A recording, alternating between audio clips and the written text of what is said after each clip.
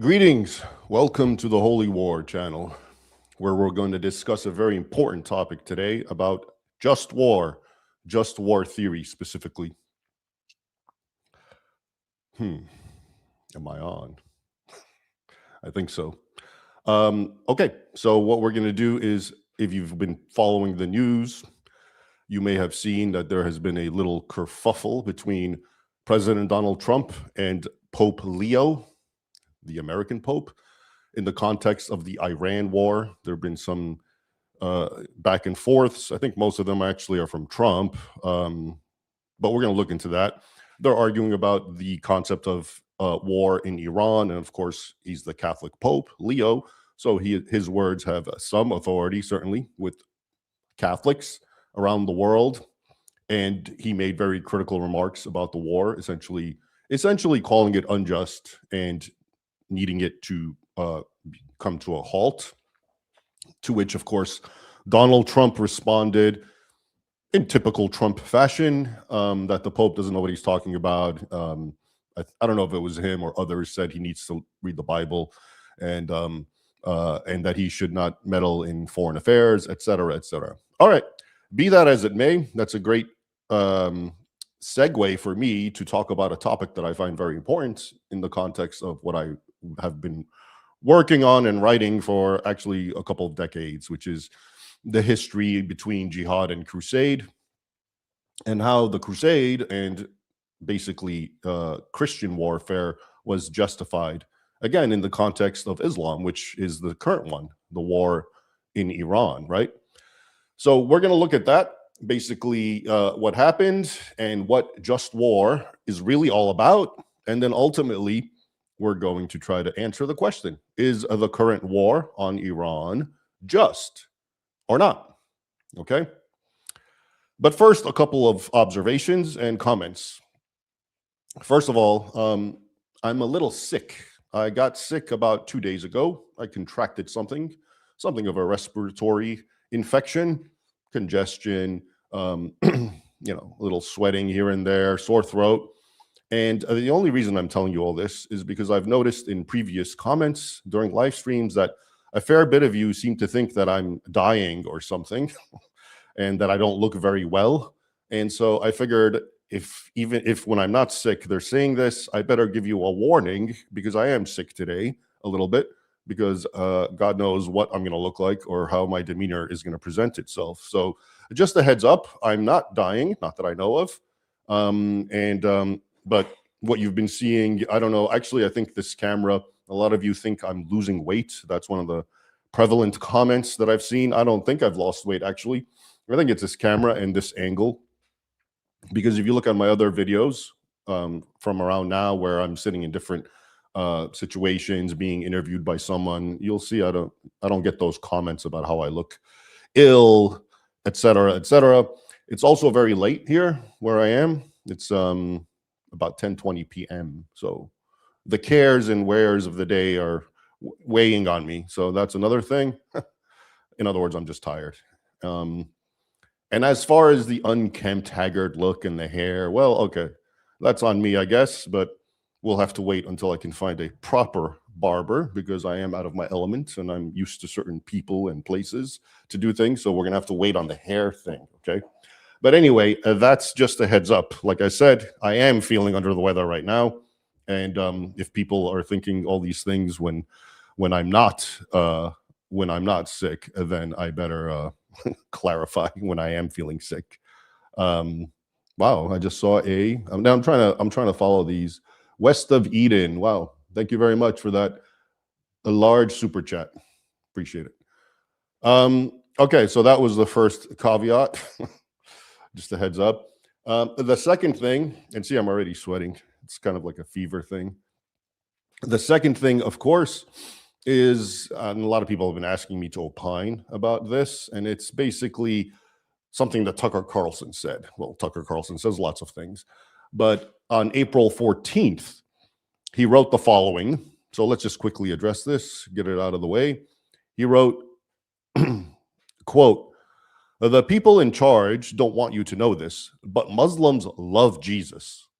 Islam reveres him as a major prophet and messenger of the Lord, believes he performed miracles, and states that he will return to earth to defeat the Antichrist. Okay, now I'm addressing this because, like I said, lots of you contacted me about it, and you contacted me about it because you know I've addressed this many times before. This is actually one of my pet peeves, as it were, this Abrahamic business and trying to, one moment here, trying to, you see? All right. Trying to conflate Islam with Christianity, for example, and saying they share commonality. So let's address what Mr. Carlson said. Yes, I would argue that Muslims love Jesus, but I'm going to clarify because it doesn't mean what you think it means. This Tawreya keeps popping up, doesn't it? Anyway, so yes, according to Islamic teaching, Muslims believe, and in keeping with the Quran, that Jesus was born of a virgin and that he was sinless, he was perfect, and that he performed miracles, and that he's coming in the end times. So yes, of course, that sounds very impressive if you're a Christian, to find another religion, which is often seen as a competitor, a hostile antagonist, or however you want to see it, whether you want to see it realistically or not. And then you find that, wow, as a Christian, Christ is so central, and yet these people are actually believe he was born of a virgin, performed miracles, was sinless, etc., etc. So that must not be so bad. Aha. But the problem is how these things are actually articulated and understood, and also the omission, what's not said and what is rejected. Okay. So first of all, while they do accept, what I would call the nativity story, right? The Christmas story, which is born of a virgin, sinless, etc., they don't believe actually the core doctrines of Christianity, the much more important and central doctrines of Christianity. Not only do they not believe them, they adamantly reject them. In fact, Muhammad was sent specifically to redress these claims about Jesus Christ that Christians hold to, namely that he was the Son of God, that he was actually crucified and died, that he was buried, and that he was resurrected. Okay, that is, of course, as we recently saw, the Easter message. That is the gospel, the good news. It's not so much that God was incarnate. That, of course, is a major part of it. And as we've seen, Muslims do accept that, but they reject the whole point of why he became incarnate. Okay, and again, to reiterate, they reject the central core teachings of Christianity vocally. The Quran says you are an infidel, a kafir, which is the worst category in Islam for a non-Muslim, because it basically means your blood is free, open game on your blood. It's articulated like that in Arabic. And so you're a kafir, you can be killed, unless, of course, in the context of you're a person of the book, but you're still a kafir. You can pay tribute, jizya, live as a subjugated dhimmi, according to Quran 929. But you are a kafir, an infidel. The Quran says infidels, or kuffar, kafirs, plural, are they who say Jesus is the son of Allah, son of God. Okay. And it also condemns the concept of the Trinity. All right.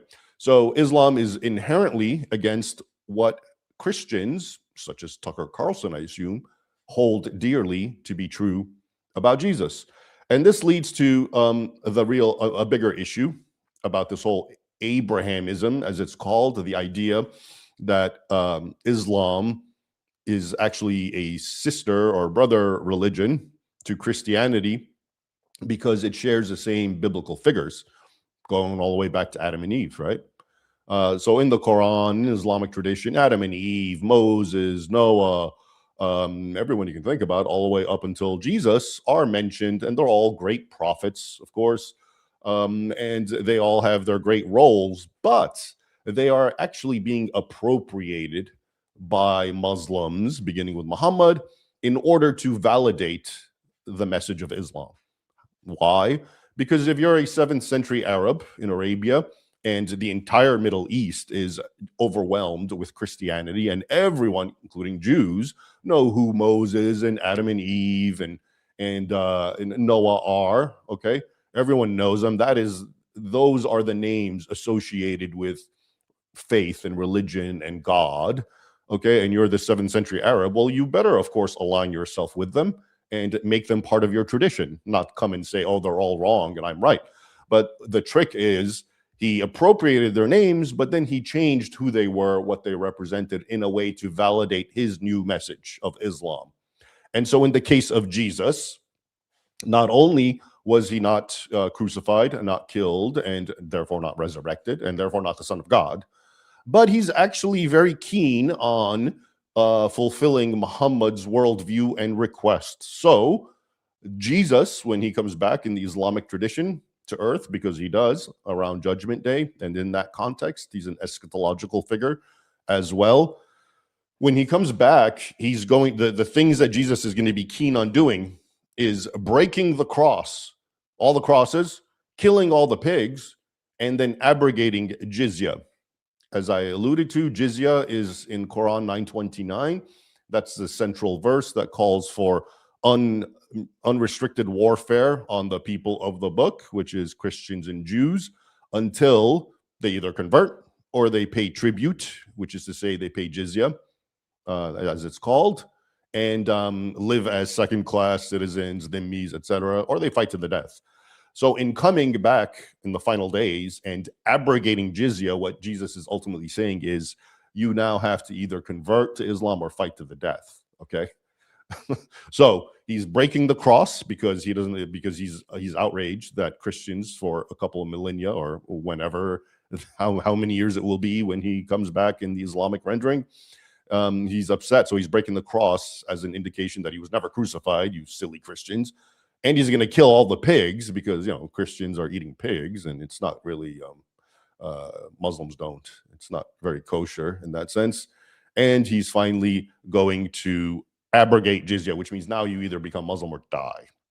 Well, you know what that's like, actually? So the Jesus that the Muslims love, as Tucker Carlson said, and they do, he's really, well, first of all, he's not Jesus. His name is Isa. And what he is really a doppelganger. You know, he's the evil twin of the real Jesus. He's much more like an ISIS figure, isn't he? ISIS is very fond of quoting the phrase, which traces back to early Islamic history, break the cross. They say it all the time, and they engage in it. Not just ISIS, radical Muslims, as it were. They break the cross because it's so provocative. It's anathema to Islam, the idea of the crucifix. There's a hadith where Muhammad supposedly, if he entered anywhere and even saw some makeshift a symbol that looked like a cross, would just go crazy and break it. Hence why the phrase break the cross. And that's why Muslims, including ISIS and others, do it. Okay. So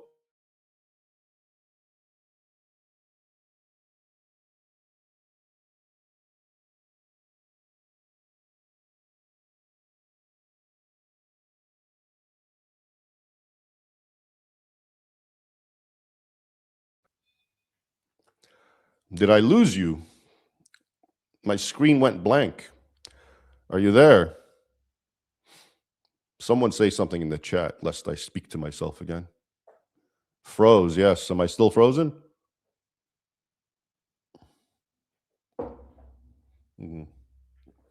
Okay.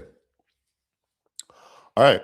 So there it is about the Jesus and what Tucker Carlson said. All right. Yeah, Muslims love Isa, who's more of an ISIS figure, who's going to come break all the crosses because Christianity is wrong, and he's going to make sure that Christians can no longer even pay to be second-class dhimmis. They have to either convert or die. All right. So there's that. And, you know, before proceeding, because this is really an interesting topic, if you really want to understand the concept, and I've said this before, I've written a lot about this idea of appropriation and religions and so forth being close to each other, sister religions. The irony is when you find two religions that have some sort of commonality and ostensibly seem to be close, or in this case, use the same figures and the same names, the more prone they are actually to hate each other, as opposed to building bridges and being friends. Now, why is that? Use your reason and think about it. If there's two religions that have absolutely nothing to do with each other, no historical intersection, okay, let's say, I don't know, Hinduism and Christianity, Very different religions, obviously. One's polytheistic, one's monotheistic, despite what Muslims say. And, historically, they don't intersect. I don't believe anything in the Hindus' scriptures or tradition even mention or acknowledge or know about Jesus. And of course, in the Christian tradition, in the Bible, there's nothing really about Hindus. Okay, so on the one hand, they have nothing to do with each other. Does that by nature mean now, going back to the idea that they're going to be especially hostile? Well, I suppose every religion is fundamentally generically hostile to the other because each one is supposedly claiming a truth. And if you're going to claim a different truth, then yeah, there's obviously an obstacle. But it's very generic, and this would exist between every religion. So Christianity, Islam, Hinduism, Judaism, all these religions would have the same idea, which is essentially we have a truth. You obviously don't accept it. You contradict it to one degree or the other, and therefore we're not aligned. Okay, that I think is generic. But now the idea is that if there is, for example, the Islam case, you have a religion which, okay, obviously it rejects what I talked about Christ and the central core teachings. But it accepts a lot of the other things. So therefore, they should be kind of close. No. Okay. And I'm going to give you an analogy to understand how this goes. I've given it before, which is basically imagine you have a grandfather and he's dead now, and you knew him and you were very fond of him, and you have great recollections of him, spending time with him, you looked up to him, etc., etc. And then all of a sudden, some stranger you never met comes up to you and says, "Hey, that was my grandfather too." Okay, now right there on the surface, that seems like a good thing. Wow, a new commonality is going to be built, right? This person and me, we have the same grandfather. We're going to sit around and reminisce about how great he was. I'm going to learn from him different things. He's going to learn from me. But then this fellow tells you that, and everything you know about your grandfather is completely wrong. All the stuff you think he said and did, not true. It's actually what I'm going to tell you. And then he starts to tell you things about your grandfather that you never expected, you never heard, you never associated with him. Disturbing things even. All right. So in the context of what we're talking about, Jesus. So, at the sake of sounding sacrilegious or blasphemous, imagine Jesus is your grandfather and you love him. Okay. And you believe he taught what he taught in the Christian teaching. And then this fellow comes and says, he's my grandfather too, but he taught that he's going to break the cross and he's going to kill the pigs, and he never, he never told you that he was, or it was never said that he was crucified and resurrected. Etc. Now, how on earth is that going to build a bridge between you and this person? Think about it. So the whole point is the argument is very superficial. It just looks at the fact that, we share the same names and the same people, and therefore, we're natural allies.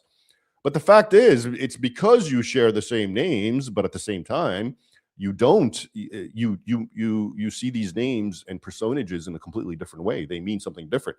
Well, that actually is now an obstacle. That's not a cause of friendship. That's a greater obstacle than if it was the person who doesn't say, "I know your grandfather," which is to say, than if it was a Hindu or a Buddhist or someone of another religion that doesn't have anything to do with Jesus in this case. Do you see what I'm saying? So the idea that we often hear that, these are cousin religions and, wow, we have a natural bridge to build, et cetera, it's the exact opposite. The closer religions are, the more prone they are to actually hate and war with each other. Look at Catholicism and Protestantism, which we're going to be talking about a little bit because we're going to get into just war theory. To the outside world, they're both Christians. And by and large, they are both Christians, right? They both believe in the core tenets about Jesus Christ.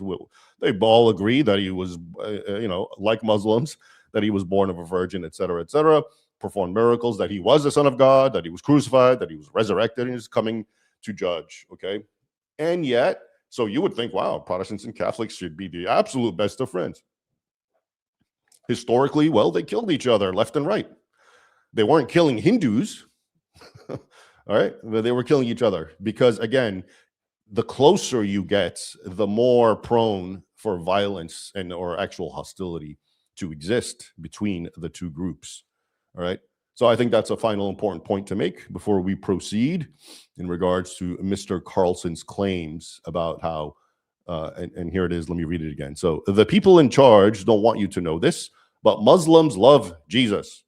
Islam reveres him as a major prophet and messenger of the Lord. No, that's true. Believes he performed miracles. True. And states that he will return to earth to defeat the Antichrist. True. Okay. But as we just saw, the whole problem is that what Jesus is to Muslims is not what Christians say he is to Muslims. Am I freezing again? I just saw a note come up. I don't want to be talking just to myself here, but let me see here. All right. You're on, you're fine. All right. Thanks all. All right. I think I've spent enough time on that bit of business. All right. So yeah, you Muslims love Isa. They don't love Jesus. And Isa is a counterfeit Jesus Christ who teaches the opposite things. That's the truth, Mr. Carlson.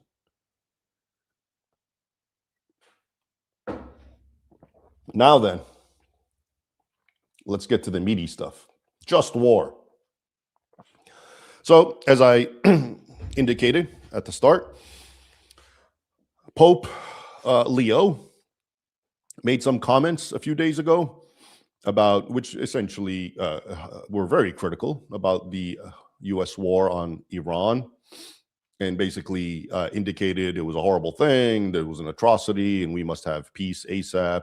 I think it was in the context of the ceasefire, and he was basically praying that the ceasefire continues, et cetera, at which point Donald Trump took to Truth Social and made his opinions clear, which I already indicated about what he said, and he attacked the Pope, et cetera, et cetera. So, to me, this is an ideal time to visit the topic of just war. What is a just war in the Christian tradition, of course? And as we're going to see, there's a lot of subjectivity. So in what follows, I'm going to talk about what is just war theory. And even there, I can't limit it. I can't even say this is the Christian teaching, because even within Christianity, there's so many sects and factions, right? And so what am I? So who's going to decide on this and who's not going to decide? So I took some notes here, which I'm going to be sharing with you. But and just to clarify, what follows is not my opinion of what Christian just war theory is. What follows is an objective analysis of just war theory as it was understood historically. So we're going to look at it, what it is, how it manifested itself historically, and then finally try to answer the question, well, is the current war just or not? Is the Pope right or is Trump right? Okay. And again, the answer I'm giving you, this isn't me. I'm not sitting here telling you, well, I as a Christian believe it's this. It's just or not just. I'm not doing that. I'm not interested in doing that. I don't think you should even be interested in what I think, to be honest with you. And I'm not interested in what other people think. I really want to ascertain what is the closest reading that we can get of how Christianity in general at large would answer this question. All right.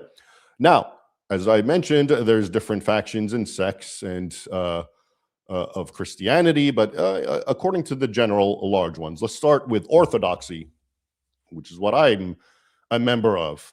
So according to the Orthodox churches, the Eastern churches, there is no just war theory, actually, not a formalized, systematic one. There's, and the general view is war is evil, and but if you do go to war, it's because it's a necessary evil, and it's just, but it's, again, it's not systematized. It's just, we follow the king, the leader, and if it's time to go to war, fine. But there's no deep rationale or logic really behind it. It's a bad thing. According to some readings, even the soldiers have to repent after killing the enemy, and so on and so forth. Okay, and it's never really even seen as truly just. All right, so that's the general Orthodox rendering. And I recall, for example, in my readings and studies over the years that, for example, Nicephorus Phocas II, the great Eastern Roman Byzantine emperor who wreaked havoc amongst the Muslims, and he was way before the Crusades, I think in the 10th century or late 9th century. And he tried to sort of get Orthodoxy to get on board with a sort of just war theory, or even even flirting with the concept of holy war. But the Orthodox would not budge. Okay, and it was just war is evil. Don't do it, and it's kind of like the last absolute resort if you have to do it. Okay, but there's no elaborate teaching for it. Okay, now the Catholic, this is what we're going to have to look at, because that's where you find an elaborate, systematic theology about just war, highly developed over the course of a millennium. It's been honed and discussed, and we're going to get into all that. And the long and short of it is, of course, that war can be justified. It can be morally justified. It is bad. It is evil. It's not something we should enter into lightly, we being Catholics in this case, but there are certain conditions in which case it's okay. Now, the Protestants, as usual, the Protestants, you can't say Protestants because there's so many different sects amongst the Protestants themselves. And so you have many who actually did accept just war theory, and they more or less followed the Catholic teaching, which I'll be outlining. And sometimes they adapted it, changed it around, revised it in no special significant way. But then there were also Protestants who were extreme pacifists, Anabaptists, Mennonites, the Amish, Quakers, and so forth. And apparently these groups honestly believe that no violence can never, ever, ever be rationalized, justified, or accepted. All right. So if some man's bursting into your house and killing your children and raping your wife, you need to take it, because you have to be a good Christian. And if I'm misrepresenting them, someone tell me in the comments, because I don't pretend to be some sort of expert about the pacifist Protestant groups that I just named, but that's based on my readings, what I've seen. Okay, so there it is about those guys. Hey, lives destroy lives. Thanks for that great super chat. And I'll take it now, since it seems to be about what I was talking about. Christians learn from their mistakes. Commonality is not a problem if both groups are guided by good principles, such as do to others as you would have them do to you. Protestants, Catholics, and Orthodox are not fighting against each other today. No, they're not. And I'm not fully sure of what your point, but maybe I wasn't trying to say that they are fighting today, and you can get along. Oh, you're going back to what I was saying about the closer you are, the more prone to be hostile. Well, that is true. Nonetheless, doesn't mean you have to fight and kill each other, and you can be civil, as we've seen, and as you just said. Yeah, I agree with that. But we'll get back to that. So those are the three general, I talked about Protestant, Catholic, and Orthodox, and that's their takes. So now really what's left to look at is the Catholic doctrine, okay? And I've never really liked these words, Catholic and Orthodox and Protestant, because they seem to be anachronistic to me. What I mean by that is today, of course, if I say Catholic or Protestant or Orthodox, it's good to say that. You have to say that to clarify what you're talking about. But when we talk about it historically, I sometimes don't like to say, well, that's the Catholic teaching, because guess what? Historically, the Catholic teaching was simply the Christian teaching. Okay, for 1.5 millennium, 1,500 years. And by and large, it didn't diverge that much from the Orthodox teaching. If you know anything about the splits between Catholics, Orthodox, and Protestants, you know that the Catholic and the Orthodox, their splits are much more minimal. They're much more similar in their theology than the Protestants. That's a completely different major split. Okay, so before the Protestant Reformation in the 16th century, Catholic and Orthodox, that was just the Christian world. And it had a certain veneer in the East, which we now call Orthodox. And it had a certain veneer in the West, which we now call Catholic. Okay. And I just say this to you because, like I said, it's sort of anachronistic when someone just said, oh, well, that's the Catholic view in 1200. That was the only view. Okay.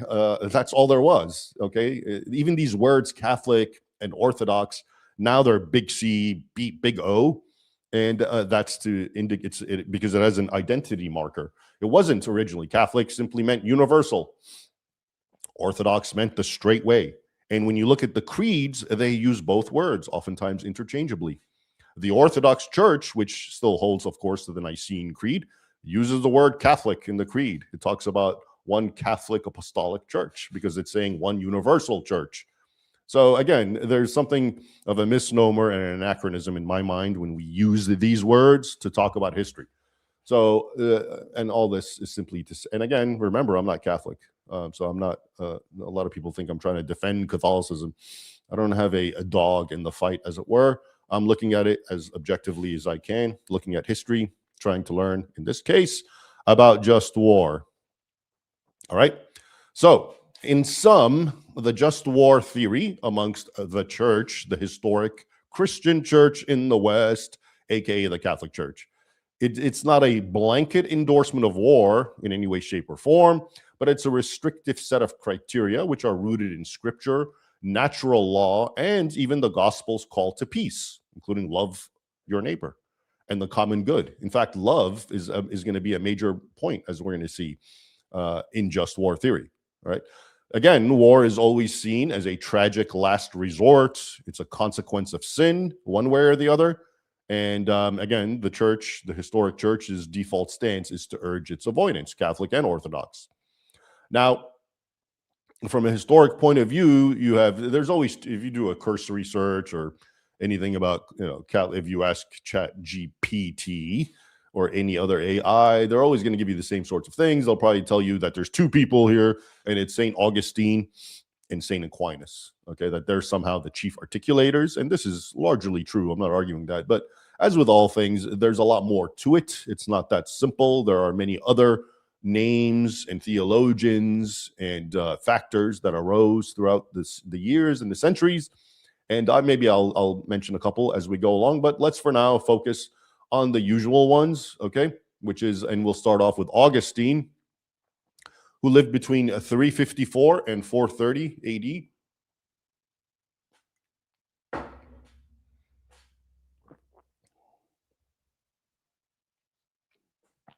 All right. And he's credited with being the first, again, I would say first major Christian theologian. Who's to say there weren't others before him that maybe we've lost their writings and so forth. All right. But he's seen as the first major Christian theologian to really start expressing, articulating, and justifying what came to be known as just war theory. Now, he never wrote a book called Just War Theory or an article or an essay or a tidy list saying this is what's needed. Rather, his thoughts were gleaned from his major works. Throughout his works, especially, of course, The City of God, also Contra Manichaeism, a polemic against the Manichaeism of the time, various letters and sermons. You can glean from them various excerpts that engage in the topic of just war. And he developed it, and the reason they came out has to do with who he was in this time and place of history where he lived. He was living around the time of the fall of Rome, the barbarian invasions, and dealing with the concept of early Christian pacifism. All right, so essentially, Augustine was dealing with what Edward Gibbon later accused Christianity of being responsible for, namely the fall of the Roman Empire. In his decline and fall of the Roman Empire, Edward Gibbon. As we know, one of his chief comments and theses is that the Roman Empire ultimately fell because it adopted Christian pacifism, which made it weak, and therefore it just crumbled eventually before the barbarian Germanic invasions. So that's Edward Gibbon's argument, which comes out 1300 years after Augustine. But it's clear that Augustine himself was thinking about these topics because, again, this is where these ideas of just war emanate and arise from him. All right. So what are the core ideas that can, again, be extrapolated from the writings of St. Augustine in the aforementioned texts? Well, first of all, it's that war can be morally justified as opposed to strict pacifism, Quakerism. Another anachronism that I just introduced. So he argued that Christians could serve as soldiers and that war is sometimes a tragic necessity to restrain evil. It's a lesser evil, all right? And I've spoken about this a lot of times, in his writings. He's the one that first pointed out, you may have heard me talk about this, but he's the one that first pointed out that a lot of the just war, what we call now just war theory, is implied in the New Testament. For example, the centurion who comes to Jesus, asks for a miracle to heal his ailing servant, and Jesus complies. And then Jesus doesn't do what he habitually does after he performs a miracle for someone. That is to say, call on that person to repent. All right. So the natural thing after Jesus dealt with the centurion and obliging his desire and healing his servant would have been, now go and repent. Quit the Roman army. You have blood on your hands. That wasn't said. Instead of anything, Jesus used him as a model of faith and saying, I have found no one of such faith in all of Israel, about this Roman pagan. Okay. So Augustine mentions that, and many other examples of, well, okay, well, if Jesus didn't call on him to quit the Roman army, then Jesus does not think fighting in war as part of a state is inherently evil. Okay, so that's just one of the first points, which is that war can sometimes be justified on moral grounds, namely and that therefore soldiers and centurions can be in the army, and they're not necessarily sinning in that sense. The second idea that comes from Augustine, and remember, these are not a list. This is just what can be sort of ascertained from a deep reading of Augustine's texts that I mentioned. The second and most probably important one that really comes out is just cause. And this is really going to dominate much of what we're going to talk about, just cause. Do you have just cause to go to war with someone? So what is just cause? Often, well, primarily it's seen as self-defense or defense of others, protecting the innocent, protecting the weak, okay? Redressing wrongs, trying to achieve justice. Now, these would all be seen as just cause in keeping with just war theory. The other one that comes out from Augustine is right intention. And here, remarkably enough, love is often seen as one of the intentions of war. Okay. In fact, I think at one point, Augustine says it must be waged out of love to correct evil, to restore peace, and to protect the common good. Okay. So your intention is love. I'm protecting, again, like I mentioned, the weak people. So the cause is, yeah, protecting the innocent, but it's motivated by the intention of love because, and again, keep in mind, when I use the word love in this context, before the pre-modern era, I'm not in any way, shape, or form invoking sentiment or what is understood by love today, kind of like, meaningless emotionalism. This is hardcore love, Christian love, muscular love, which is to say caring, which is to say sacrificing oneself for the good of the other. That would be the classic definition of love in a Christian sense, which is willing the good of the other. Nothing sentimental or cloying about it. So that's why you can see in this context, and for Augustine, that love is one of the primary forms of intention behind just war, all right? To correct evil, restore peace, protect the common good. And also, your intention should never be hatred, revenge, a desire to inflict cruelty, or for power or gain, monetary gain, influence, power, etc. Okay? And here's a quote from Augustine.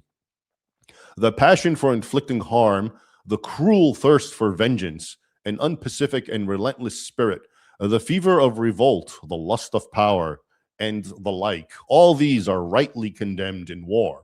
Meaning, if you do go to war, you should make sure those are not your intention. Okay. Another one that comes out of Augustine's is legitimate authority. Okay. Only public, real authorities with real authority, which is given to them, whether it's a king, a pope, or a president in the modern era, it has the capacity to declare and wage a just war. It can't just be any Joe Blow. Okay. Again, this is Augustine. It's not me. And all of it should be geared towards peace, ironically. So here's another quote. Peace should be the object of your desire, from Augustine. War should be waged only as a necessity in order that peace may be obtained. We do not seek peace in order to be at war, but we go to war that we may have peace. This says the Berber from North Africa. He also concedes that war is always tragic, even a just war, and this is all a reflection of sin. and therefore it should all be undertaken with a sort of sorrow and compunction, not enthusiasm or bravado. Killing in war still requires spiritual repentance in some interpretations of Augustine's thought, actually. And here's now a good, because I was looking at some of his writings, here's a solid St. Augustine quote in the regards of just war. He writes, quote, "Now those who have waged war in obedience to the divine command or in conformity with his laws, God, have represented in their persons the public justice or the wisdom of government, and in this capacity have put to death wicked men. Such persons have by no means violated the commandment, thou shalt not kill." All right. And again, it bears to emphasize that the rendering, which I think begins with King James, "Thou shalt not kill," from the Ten Commandments, is much more accurately rendered as "Thou shalt not murder." There's a whole different, it's different. Murder is, of course, unjust. Killing is very generic. It's just ending life. So even within the Ten Commandments, there's room to understand it as "Thou shalt not unjustly kill," meaning "Thou shalt not murder," as opposed to kill. And of course, Augustine understood this. Okay. Augustine also touched on things like the conduct in war, mercy toward the vanquished, protecting non-combatants if possible. But he also really focused on why a war can be just, then looking at the detailed rules during fighting. Now, so that's Augustine.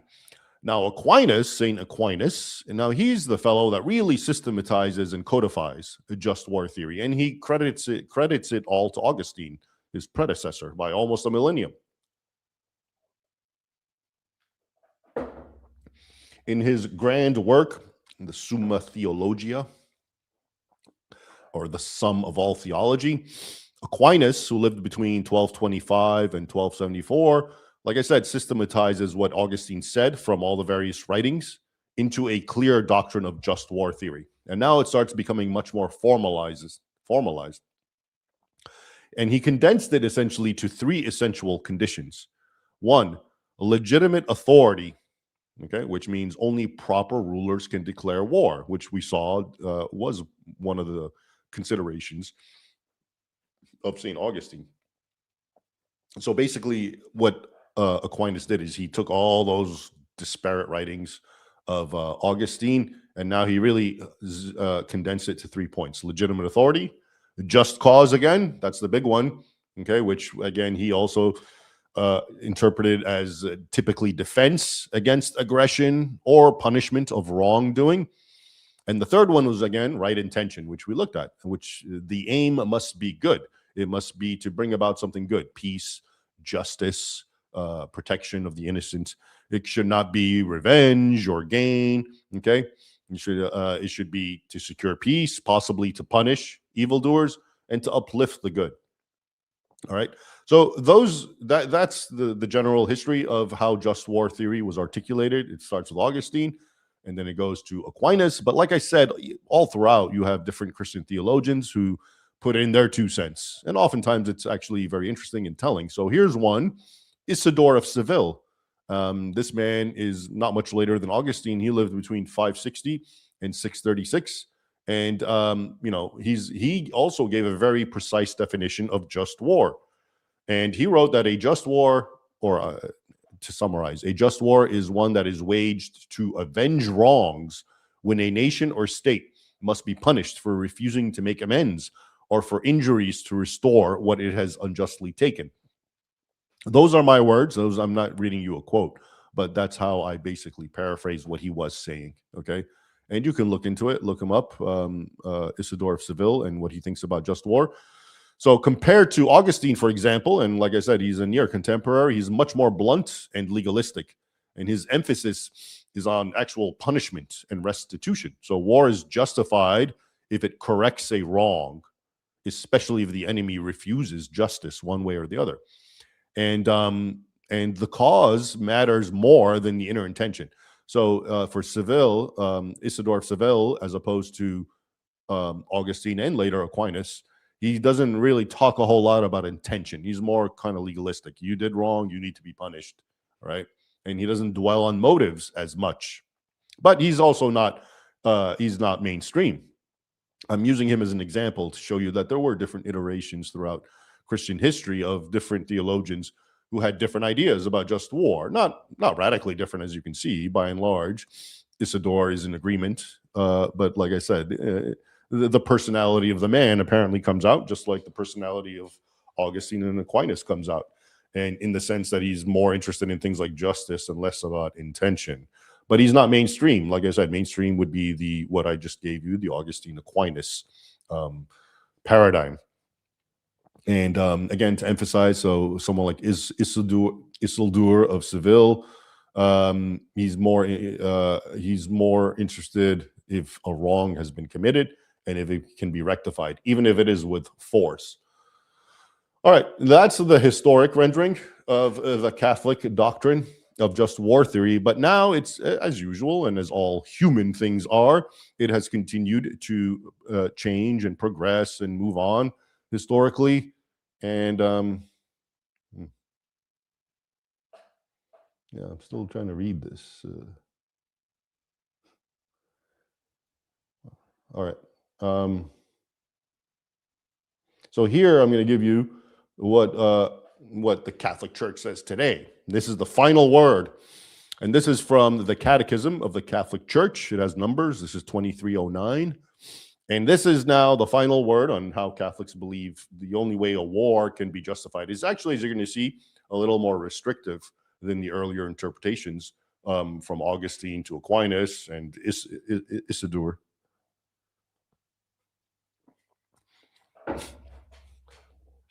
All right.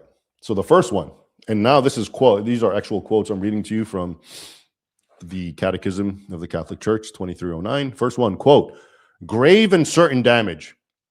The damage inflicted by the aggressor must be lasting, grave, and certain. In other words, the person you want to attack in a war, this person must truly be engaged in causing grave, lasting, and certain damage to your side or to the innocent side. All right. So again, this is very much similar to just cause. What is the just cause? Well, that guy that I'm going to attack and go to war with is engaged in grave damage and violence. Okay, it's lasting, it's grave, and it's certain. That's number one. Number two, it has to be a last resort. Okay, so all other means, again, I'm reading, this is a direct quote, all other means, diplomacy, sanctions, etc., must have been shown to be impractical or ineffective. Number three, there has to be a serious prospect of success. There must be a reasonable chance of success, no futile wars. Now, as you can see, this is a new one, relatively new. This didn't emanate with Augustine, certainly. And the idea, as I understand it, is if Christians are trying to minimize damage, and they certainly don't want to see people die, okay, and just war is justifiable, well, you better be certain that you have a good chance of success, because if you don't, well, you're going to cause even more deaths. All right. So, for example, my enemy has 1,000-man army and I have 10. All right. Well, even if the war is just, I really shouldn't attack, because all I'm going to do is make sure those 10 die. Okay. So that's the idea behind that. Right. And then the final one is number 4, proportionality of the Catechism of the Catholic Church. Quote, the use of arms must not produce evils and disorders graver than the evil to be eliminated. Modern weapons make this very hard to satisfy. That's the actual quote. Okay. And I should add that from the beginning, from the times of Augustine, when it was still rather abstract, but certainly by the time of Aquinas and even now, whatever conditions are posited, whether they're the 3 that I gave you with Aquinas, which basically were coalesced from Augustine, or whether it's the 4 from the modern church, there are always all 4 or all 3 have to be met. So for a just war to be just, I just gave you these 4 from the Catechism. All 4 would have to be met. You can't just have 3 out of 4. Same with Aquinas, the 3, cause, intent, and so forth. All of them have to be met. It can't just be one or the other. And the third one for Aquinas is legitimate authority. Okay. And then, of course, also, while we're at it, the doctrine of just war has continued to develop amongst the Catholics or in the Catholic tradition. So now there's also considerations about what happens during war and how Christians are to behave. So, for example, it's now known and recognized and acknowledged for it to be a just war. During the war, non-combatants and soldiers who have surrendered must be respected and treated humanely. Okay, and you can't engage in wanton, indiscriminate destruction of cities or populations, because this is a crime against God and man, and so on and so forth. So you can see that as time progresses and as it makes sense, as we reach the modern era, and as war becomes not as necessary as it necessarily was back in the old days, in the medieval era, when there was a lot of cause for just war, defensive war, which we'll look at real quick. There's been a lot more restrictions placed on what is a just war today. Okay, so in sum, the difference here's what we have. We have the Augustine Aquinas classic just war idea, which has 3 requirements: competent, formal authority. You have to have a king, a pope, a president, right? Just cause. There has to be a good cause for this. You're preventing evil.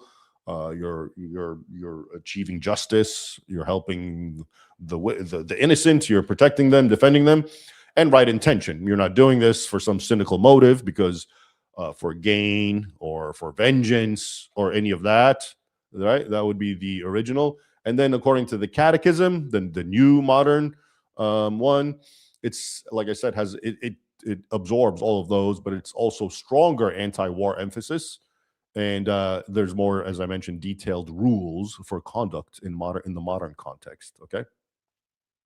Now that we've seen that, we're going to start looking at, and before looking at the question of Iran, we have to see how these rules and requirements have actually played out throughout history, right? But before we do that, let I take, remember Homie the Clown? All right. Let's take some super chats. All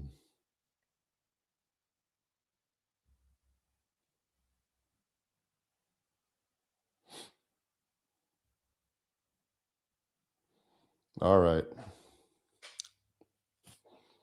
R. Robitel became a YouTube member. Good job. Thanks. Hamishit Ford became a YouTube member. Good. West of Eden, again, thank you for that wonderful super chat. Coltrane, these last 2 popes are outright heretical, if not part of the New World Order. We need a wartime pope. Prayer without action is meaningless. Yeah, well, I've always, this particular pope I haven't really followed much. He's still kind of new. And but I do recall Pope Francis and some of his shenanigans in this regard. Again, look, I'm not going to attack a pope because he's promoting peace. From the very start, that's what they're supposed to do. But having said that, yeah, there's a time for this and a time for that. Ecclesiastes says there's a time for peace and a time for war. That's the Bible. And if there's a time for war because it's just and it's needed for righteousness' sake, then so be it. And it does seem to me that these modern popes are just so committed against war, irrespective of the context. But we're going to look into it in the context of the Iran war. I have some quotes of various leading Catholics of what they said. But yeah.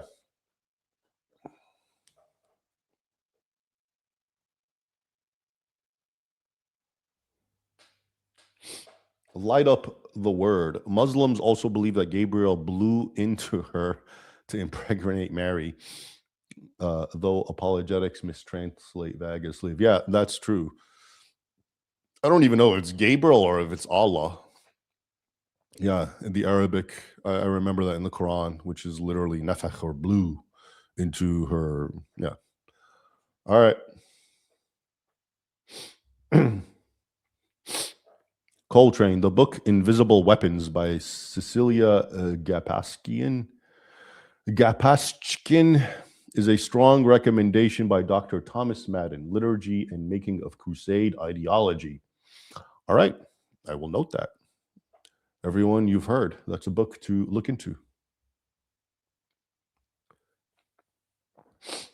Cat Sunday.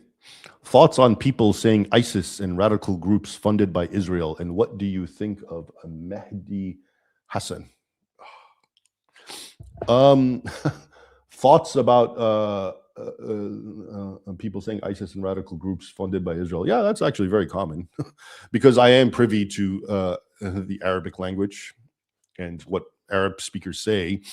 I think most Western people would be shocked to learn that actually the prevalent assumption amongst Muslims and Arabs is that ISIS works for Israel. That's the mainstream take, actually. And it's, it's very, why they say that is interesting and the arguments being made. But I'll tell you this, ISIS doesn't help itself when it does things like issue, I think it was a few years ago where it actually it bombed Iran. And this was at a time when, of course, hostilities between Israel and Iran are always going on, one way or the other, Cold War maybe. But it bombed them, I think, 3 years ago, Kerman, and it killed a lot of people, at least 100 Iranians. And then in its message, it said, yeah, because they're filthy Shias. Okay, that makes sense. And in that same message, it went on to say things like, and yeah, don't fight Israel now, because if you do, you're only going to let the PLO come to power. And they're not real Muslims because they're secular, and we don't want them to come to power. So just wait it out, and instead go to Europe and kill everyone, kill Christians. Okay, so when it does, and I only tell you this because that's what Arab-speaking people and Muslims point to and say, yeah, see, they actually work for ISIS. All they're trying to do is make go kill Europeans so Europeans can hate Muslims. All right, and at the same time, don't attack Israel. So I'm not saying this is what I believe, but I'm just remarking on the fact that most people don't realize that that is the mainstream taken for granted narrative in the Islamic world, which is that ISIS and radical Islamic groups all work at the behest of Israel.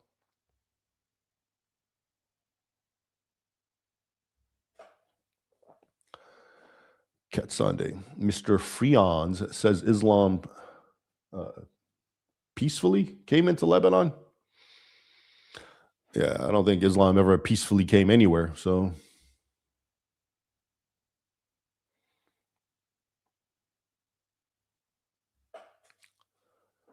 James, I don't understand how orthos have such views on war when St. Augustine literally exists as a church father.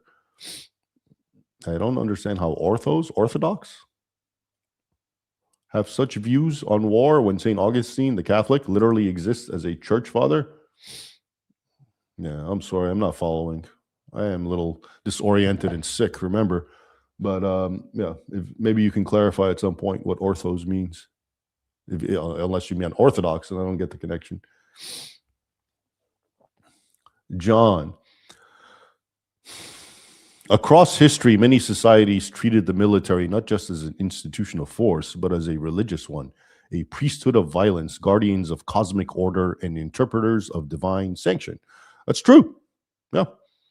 And yeah, this, of course, precedes Christianity and religions, exists among pagans and so forth. Yeah, war has its, and military conflict has its major role amongst the various civilizations. Some of it is seen as sacred, as you sort of indicate. But the whole point is, amongst Christians, you see the whole thing was the tension, which I kind of alluded to earlier, which is that St. Augustine himself noticed that, okay, there's this extreme pacifism in Christianity, and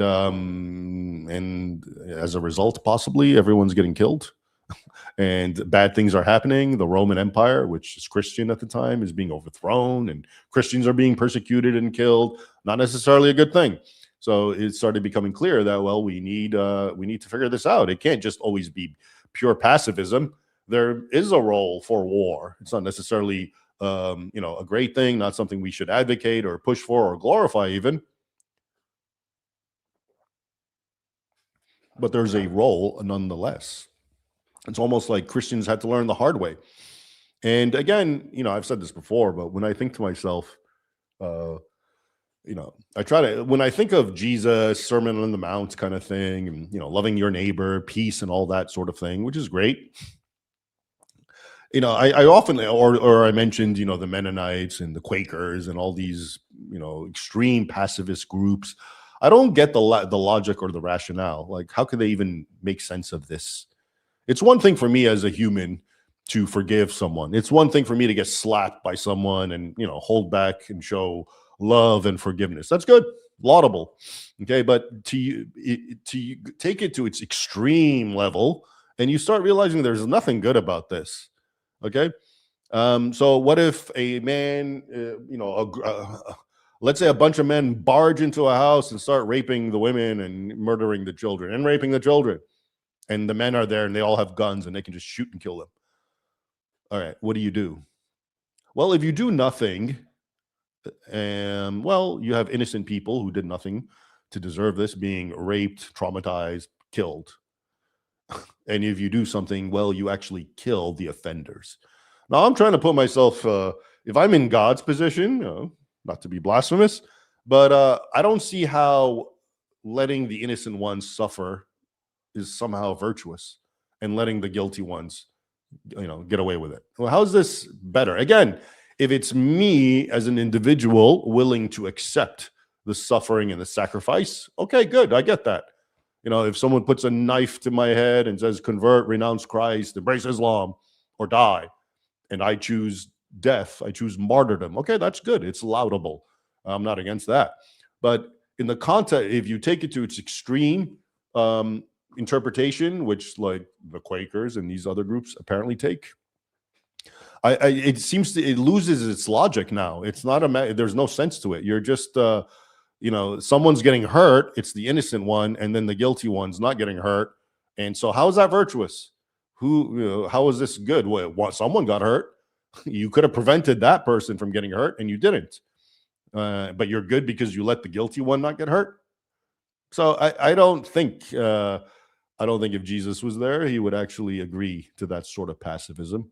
And I think that's what Christians learned the hard way, with Augustine, and in the context of the Teutonic invasions of the Roman Empire and its subsequent fall.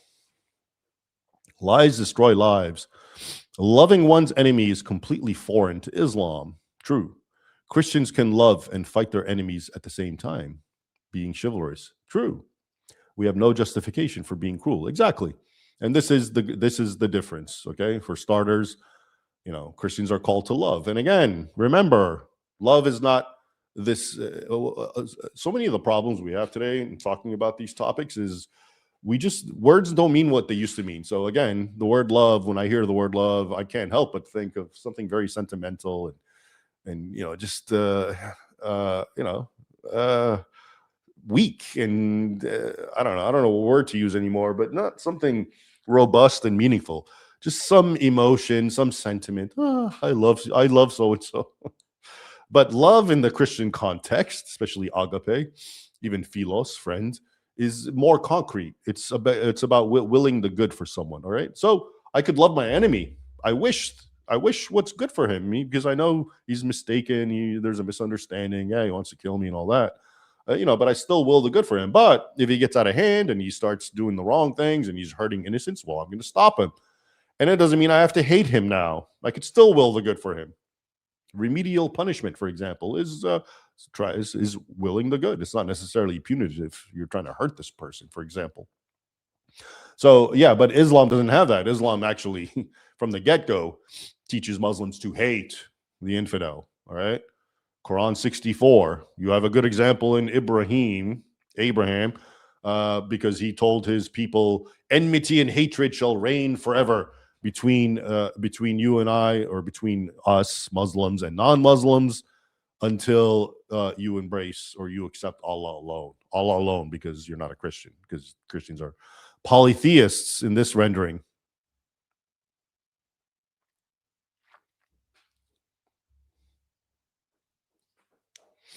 Malcolm, thank you for all your great content, Raymond. I really enjoyed. Very informative. Well, thank you, Malcolm, and thanks for the super chat. I appreciate that, and thank you all.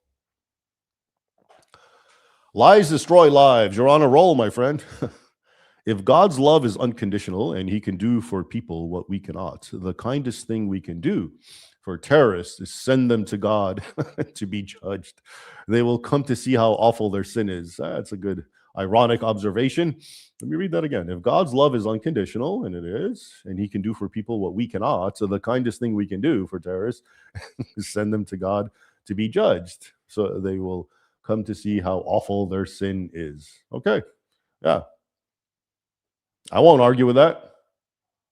Again, this also invokes the idea, which comes out, especially Augustine. One of the things that he repeatedly talks about, again, like I said, his writings about just war are disparate; they're not focused. But he often talks about how killing is not a big deal. Why?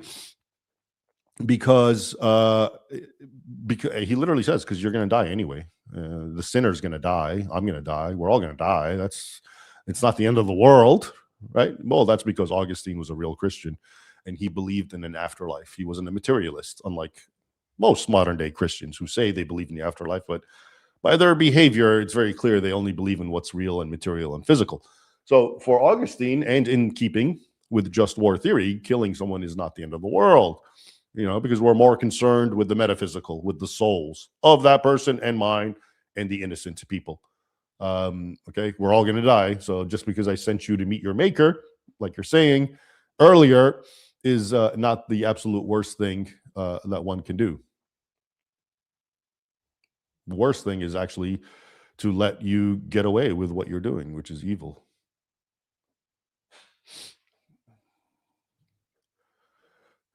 Drummer Boy, are you familiar with the true life movie Machine Gun Preacher? And what is the best way to help Christians in Nigeria and other places where they're being killed for their faith? Well, I think I am familiar because you mentioned Christians in Nigeria, which made me think, yeah, this is a guy who I didn't see the movie, but a Christian man who went to Nigeria to help them and took up arms. Okay. Yeah, I think that's noble and inspiring. I don't know the movie per se or the actual full story, but what is the best way to help Christians in Nigeria and other places where they're being killed for their faith? Well, one can of course do what that man did, which, like I said, is noble, you know. But happily, I don't think people even need to do that right now. If you're in America, if you're an American, it's so easy to actually bring relief to a lot of these countries, to the Christians in these countries, like Nigeria. It's easy because what I mean is things like sanctions actually would work. The problem is American leaders don't do anything about it. It's not even worth their effort to say this. And what I'm trying to tell you is, and I know this because I've been at many conferences that deal with this topic, Christian persecution. And almost always the people who speak, who are experts in this field, they all conclude that the most powerful tool at our disposal is getting our congressmen, our politicians to put pressure on the various countries who are engaged in abuses against Christians. Because a lot of these countries, to start with, are getting massive aid from the US. So all you have to do is tell these countries, let's say, for example, Egypt.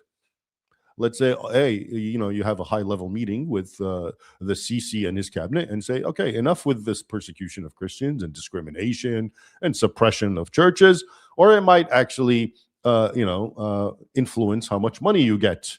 Oh, I think they would actually comply because it's an easy enough thing for them to fix, right? They would do something. It would improve somehow, and it wouldn't cost anything. So you see, my point is, you don't have to go and fight and take up arms. We're not at that position, okay, yet. There's things that can be done. The question is, will they do it? And that's the sad thing. So many, again, from these conferences that I've been to, when they talk about this, on the one hand, they say this is the greatest tool at our disposal. It's very effective. On the other hand, they say virtually every single congressman and woman and politician will never bother even bringing it up because it's not worth their time. All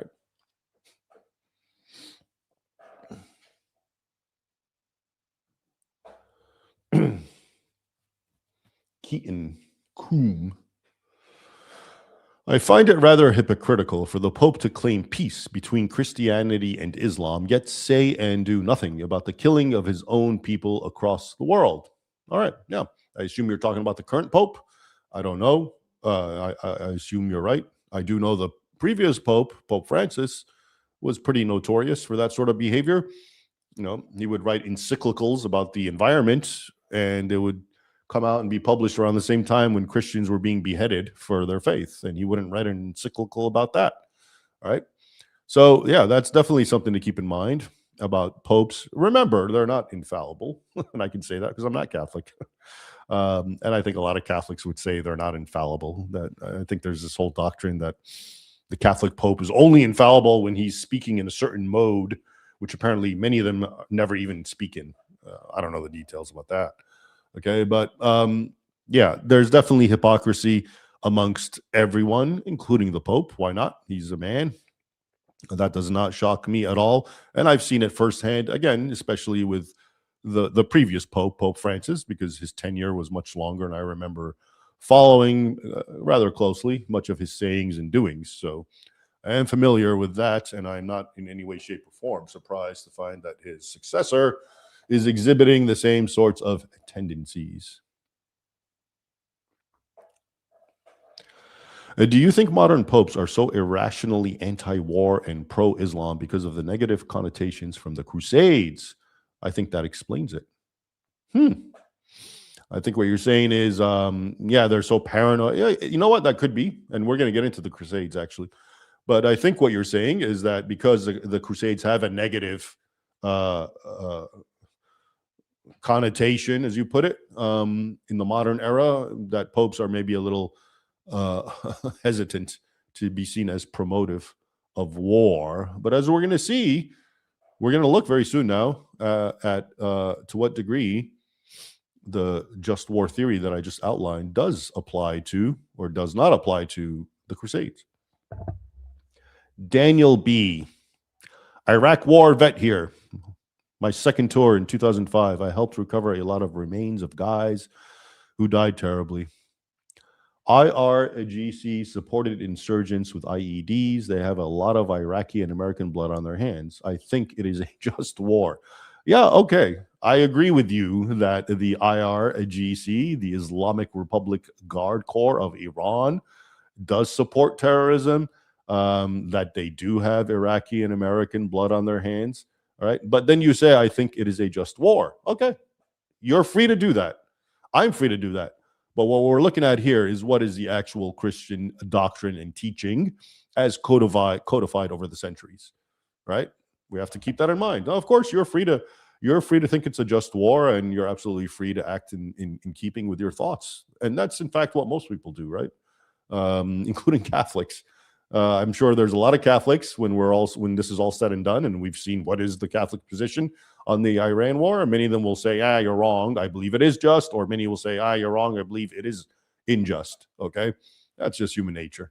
People end up, based on their own subjective experiences. I'm not saying yours is subjective. You were there. You saw it. You recovered remains and so forth and so on and so forth. So, yeah. I don't blame your sentiment at all. I'm just trying to say there's a difference between what one feels and what the actual teaching says and what its criteria is, which is what we're examining right now. Mega Monster. Have you or will you ever debate someone on modern day debate? I have debated. In fact, this is interesting. I'm trying to resuscitate old videos of myself, and I found one. It's actually my first and to date, as I realized, only debate. And I did this debate. It's I think I did it. It's in 2007 or 8, maybe 9, between 2007 and 9, very long time ago. And it was with a Muslim professor from Colombia. Anyway, it's gonna be. I'm trying to digitally restore it and republish it here on the Holy War channel. So stay tuned. Hopefully it'll come out in the next 2-3 weeks. I might actually put a little introduction because it's interesting. As I watch myself debating from almost 20 years ago, I see subtle ways that I've changed. And from young Ray to my current perspective. And anyway, it'll be fun. You'll see it if you watch, and we'll go from there. But as far as debating, so yeah, it's interesting because ever since that debate, no one's ever wanted to debate me since. So I don't know if it's because that debate was such a win for me or what, but I've had people try to set up debates for me and they don't really come to pass. It's not something I actively pursue because, well, I don't care. I'm not out to debate, but it's not something that I've never been invited to a debate and said no. So Christina, people who claim to be Christian that do bad things probably don't actually practice Christian faith. Muslims who do bad things do practice their faith. Yeah, that's a good, fair distinction. Christianity is ultra moral, as we know, and yeah, many people who identify as Christians end up doing bad things because they break those commandments one way or another. With Islam, sometimes bad things are the commandments, right? Fighting the infidel, which, speaking of, I think we should actually quickly address, well, what is Islam's just war theory? And I have to tell you, I find it really annoying, and I've written a lot about this over the years, but I've seen, top level academics and articles and scholars and, prestigious journals, and they all describe just war in the Christian tradition with jihad. They basically say jihad is just the Islamic version of just war theory, but it also believes in just cause, just intention, proportionality, etc., etc. I've seen this in many publications, and that is just a bunch of garbage. Okay, just war, as we just saw, or what we described in the Christian tradition, is first of all you have to have a just cause, which is primarily self-defense, as we saw. Yeah, well, in Islam, the just cause is you're an infidel, and I need to convert you to Islam or subjugate you one way or the other. That is not just cause from any Christian tradition. Okay. And that's the chief one right there. But also, even the intention, as we saw in the Christian tradition, the intention has to be good. Islam actually glorifies things like vengeance. There's Quranic verses that talks about healing of the hearts, because Muslims, and what it means when you look at the exegesis and the surrounding circumstances of what the Quran verse is talking about, they talk about how Muslims' hearts were healed because they saw a decapitated infidel, and that just made them feel good because they hated that infidel so much for his purported crimes. And ISIS would do this often. It would actually, in its magazines, put images of decapitated infidels and then put underneath it like for the healing of hearts, Muslim hearts. Okay, so yeah, just war and jihad are nothing to do with, to have nothing to do in common with each other, except for the fact that a lot of people in the West lie about it. Lies destroy lives. Christians in the West need to get ready for persecution. Raymond, have you heard the sermon of Mark Dury at Moody about persecution? Super important message. Well, I know Mark Dury, and I don't know, is this a new sermon? Maybe I'll look it up. But yeah, I know and like Mark Dury, good work. So I'm sure it is an important message. Thanks for the note. I will make a note of it. Daniel, in Two Swords, you mentioned the word malicide. Can you talk about that and how it differs from homicide relating to Christian soldiers fighting in war? I will do so because it's actually in my notes and it's part of this live stream. I will get to that, my friend. Thanks for bringing it up. James, Islam's just war theory is just yes. I actually wrote an article a long time ago called, what did I call it? Just war or just jihad? Just war versus just jihad, just plain old jihad. So that reminds me of that. All right. All right. Well, thank you for all those super chats and good questions. Let us now proceed where we left off. So we have seen now the history of just war theory, how it manifested itself. We looked at the classical 3 requirements of Aquinas, based on Aquinas and Augustine. We looked at the more strict requirements of the Catechism of the Catholic Church today. So now, before we actually look into how this applies to Iran, which I'm sure everyone's interested in, I wanted to look at how these actually apply historically. One of you mentioned the Crusades, and you said, well, the church is being reticent and not wanting to be seen pro-war because of the Crusades. They're really embarrassed. Okay. So let's look at the conditions of just war theory and try to answer them one by one in the context of the Crusades. And this is a mix of the Augustine Aquinas just war list as well as the more recent Catholic Catechism list. All right. So the first one is legitimate authority.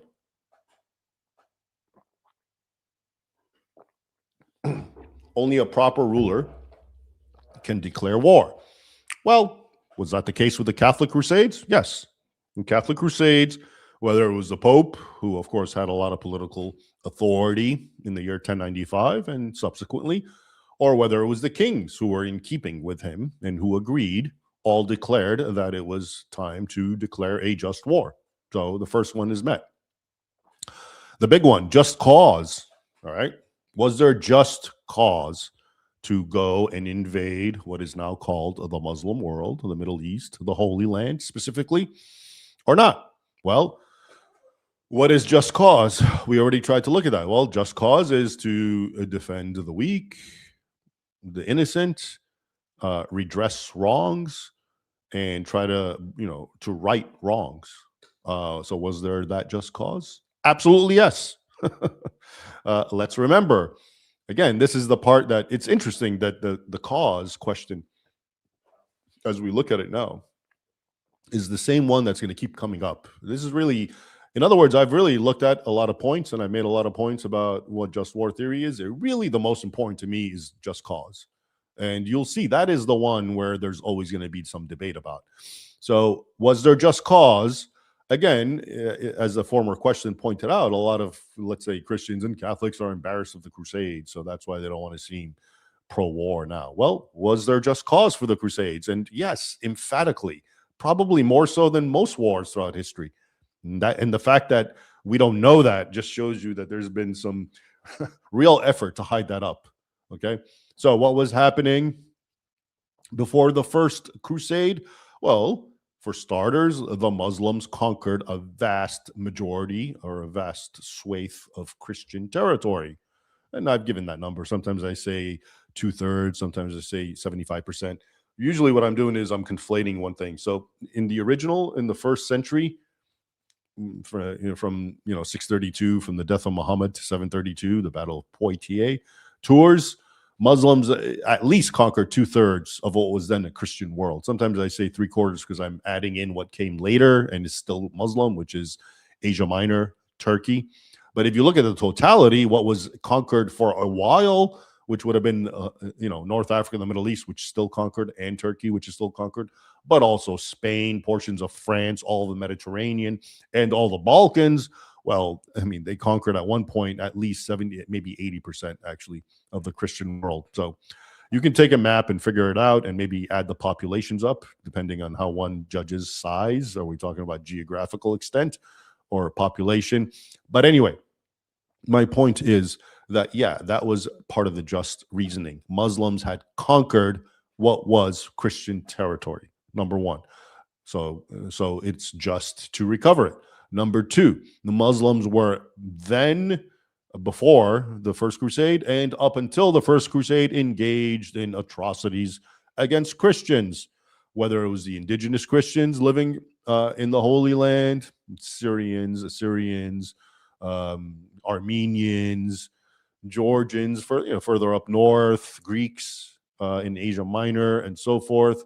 They were suppressing them, killing them, abusing them. They were also doing the same thing to the pilgrims, European pilgrims, who traveled to the Holy Land for pilgrimage. They would be attacked, mauled, raped, killed, and financially exploited. So was there just cause for that? Absolutely. There was just cause for that too. And of course, the Muslims were systematically destroying churches, burning them, turning them into staples for their horses, etc., etc. All right. So absolutely there was a just cause. So there was legitimate authority, yes, and there was absolutely just cause. Okay, what about right intention? Was there right intention? Well, yes. What was the intention? Was it to go get oil and be rich? Well, no. They didn't know about oil, nor could they actually pull it out of the ground at that time. So it wasn't oil. So what was the intention? Well, the intention is what they said it was. They were going to, one, help fellow Christians. Remember I said just war theory revolved around love? Yeah, that's actually how they expressed it when they talked about the Crusades. They actually, a lot of them would express it in the context of love. They would invoke the biblical verse where Jesus says, no greater commandment is there than to love God and to love your fellow man. They were loving God by going on crusade in order to cleanse and protect and reappropriate the holy places and sanctuaries, the Holy Sepulchre, for example, which were being attacked and destroyed and desecrated by Muslims, and they were helping fellow Christians by going and protecting them. So the intention was also very good. Okay, so now, and well, now let's look at the more restrictive definitions from the Catechism of the Catholic Church.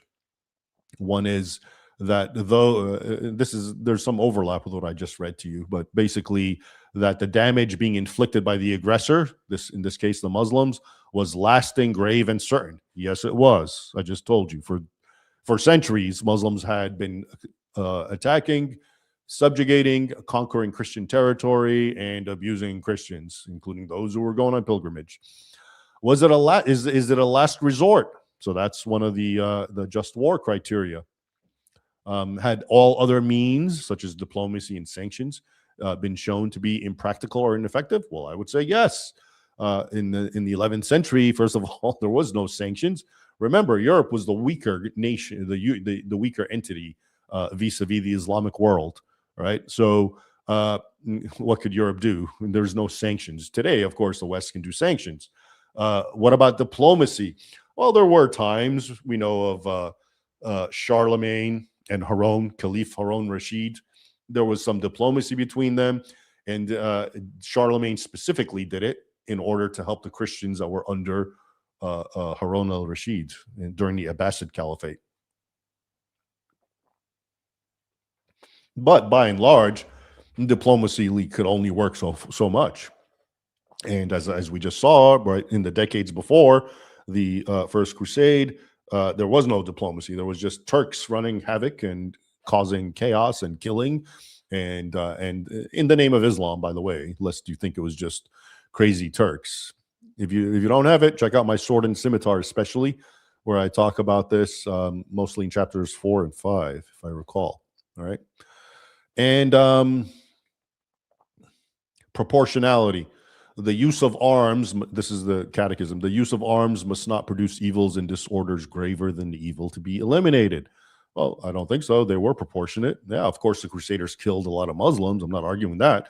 But the Muslims were killing a lot of Christians before that, right? And speaking of the Crusades, we're talking about different articulators of just war theory. I figured I would mention, of course, we mentioned Saint Isidore of Seville, and we mentioned Augustine and Aquinas. And here's Saint Bernard of Clairvaux. Now, this is a chief articulator of just war and theory, and he's definitely a reflection of his times. Okay, which in the context of the Crusades. So Saint Bernard is the one who actually is sort of the spiritual father of the Templars, the Knights of the Temple, who I wrote about in my most recent book, The Two Swords of Christ.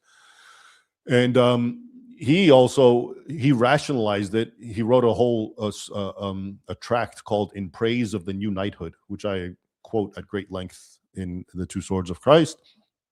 And he wrote that things like fighting, even killing, are not intrinsically evil, as we've been discussing, right? Rather, it's the intention and the motivation, okay, the cause, the intention of the fighter that decides the matter. Indeed, he writes, quote, danger or victory for the Christian are weighed by the focus of the heart, not the fortunes of war. If he fights for a good cause, the outcome of the battle can never be evil. And likewise, the result can never be considered good if the cause is evil and the intention unrighteous. So this right here, this quote is a classic encapsulation of just war theory. It both talks about the cause and the intention. And if your cause is noble, I'm helping fellow Christians who are being persecuted, and your intention is noble, I'm not doing it out of revenge and hate, I'm doing it out of love, then that's a just war. This is another quote from him. So this is going back to one of you asked me a question, and I said I'd get to it. And because you probably read it in my book, in Two Swords, where I talk about it. And basically, St. Bernard said that the new knights of the temple, the Templars, were not engaged in malicide. Okay. No, I'm sorry. They were engaged in malicide, not homicide. Homicide is killing humans. Malicide is killing evil. All right. And basically, he said their purpose was to exterminate evil, not evildoers, who in this context were seen as collateral damage. And again, going back to Augustine, okay, humans die. We're going to die. If you're collateral damage in the context of killing evil, oh well, maybe you shouldn't have been aligned with evil. So here's another quote from St. Bernard. He writes, quote, "Surely if he kills an evildoer, the Crusader or the Templar, he is not a man killer, but if I may so put it, an evil killer. Clearly he is reckoned the avenger of Christ against evildoers and the defender of Christians. Should he be killed himself, we know he has not perished, but has come safely home." You see the kind of thinking there? And keep in mind, when he says that he's an avenger of Christ, avenger in this sense is not one looking for revenge. He's avenging the right. He's bringing the right. He's achieving what is right against what is wrong. But even Bernard, who was a chief articulator of just war and a strong proponent of militancy, as we saw, he's the one that gave the whole reason and logic to the birth of the Knights of the Temple. He was also quick to say that, he was not trying to provide sheer license to kill. So he insisted that, for example, Muslims should not be, quote, slaughtered when there is any other way of preventing them from harassing and persecuting the faithful. All right. But as we saw, Muslims had for centuries before the First Crusade, and continue to till this day, proven themselves existential enemies to Christians, so that, quote, here's Bernard again, "Now it seems better to destroy them than to allow the rod of sinners to continue to be raised over the lot of the righteous, lest perchance the righteous set their hand to iniquity." So he's not so much worried that Muslims might kill the Christians. He's worried that, as happened so often, in fact, that's the story of how Islam spread, Christians and others under the yoke of Islam would convert and leave their faith, in this case Christianity, to become Muslims. And so therefore they set their hands to iniquity by becoming infidels and leaving the faith. All right. Now, before I want to balance this out. So rather than just showing you how, they're all pro just war, I want to give you at least one example of how a Catholic theologian argued that a major war was not just war from history. And I'm talking about Bartolomeu de las Casas. And this was a Spanish Dominican friar who lived between 1484 and 1566. And he came to be known as the defender of the indigenous peoples of the Americas. So this is during the time when Spain was conquering the Americas and the indigenous peoples. So he argued, he actually turned against the Spanish conquest. He went against the empire and argued that they were unjust wars, according to Christian teaching, according to the teachings that we were just describing. So his core claims, this should sound familiar, we're going to look at the same themes, was that, well, the Indians, the natives of America had not attacked Spain, which was true. So there was no just cause for war. He also argued that things like forced conversions and violence violated Christian principles. True, at least the forced conversion part. War against them was therefore unjust and sinful, he maintained, especially in his most famous work, known as, the title is A Short Account of the Destruction of the Indies, which came out in 1552, and it's definitely a brutal indictment of the Spanish atrocities committed against the natives. And he also goes, to great length to insist that these were wars driven by greed and not justice. Okay, so This is an example now of a Catholic how, by invoking just war theory, to show that what happened in the Spanish conquest of the Americas was not in keeping with Christianity, was not a just war, and was not rationalized according to Christian principles. Now, interestingly, there was, for every yin, there's a yang. So there was another Spanish theologian who actually argued the exact opposite. And this would be Juan Guinness de Sepulveda, contemporary to the aforementioned man. This one was born 1490, died 1573, and he was basically the main intellectual defender of Spain's conquest of the Americas, and like I said, the chief opponent of Bartholomew de las Casas. So basically, he argued that the wars against the indigenous peoples could be and were in fact just, right? Not because they were for defense. Clearly, he couldn't make that argument, but to civilize, punish, and reform. So already we see a certain elasticity to the definitions that we had earlier articulated and outlined as befitting just war. So his main arguments were that, the wars that Spain, the Catholics were waging against the indigenous peoples of the Americas were, one, to punish wrongdoing because of practices like human sacrifice. Okay, well, that sounds legit, right? And again, you can see how this sort of echoes with the thoughts of people like Isidore of Seville, who was a little more, a little more blunt about just war and didn't care so much about intention the way Augustine did. So the first thing is, okay, well, these people are engaged in savagery. They are engaged in human sacrifice. Well, it's just to actually go and punish and cause them to stop doing that. All right. Secondly, well, we would protect victims. In this case, war can stop grave injustices, including against those who are being, sacrificed or even cannibalized.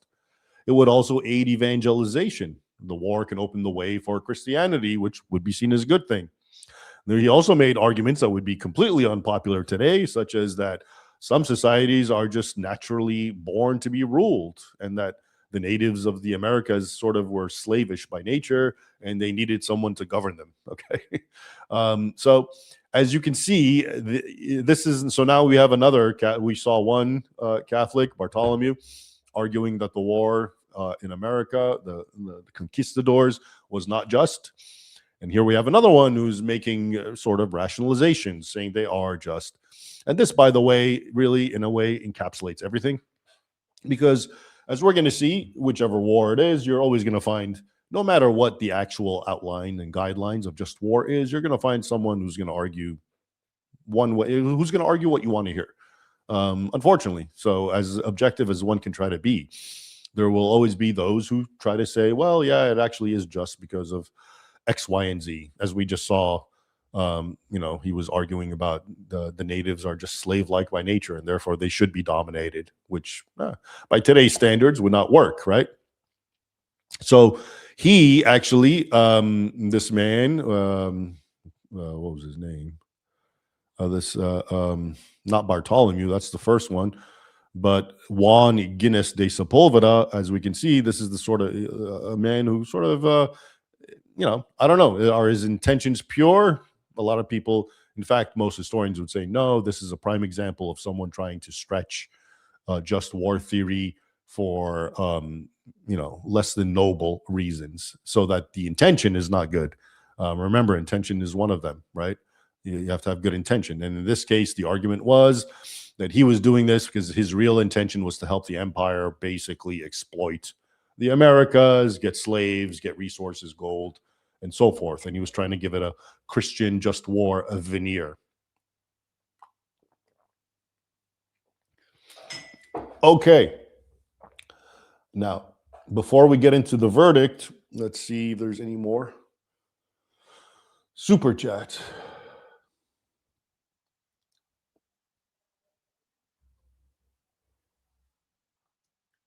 All right.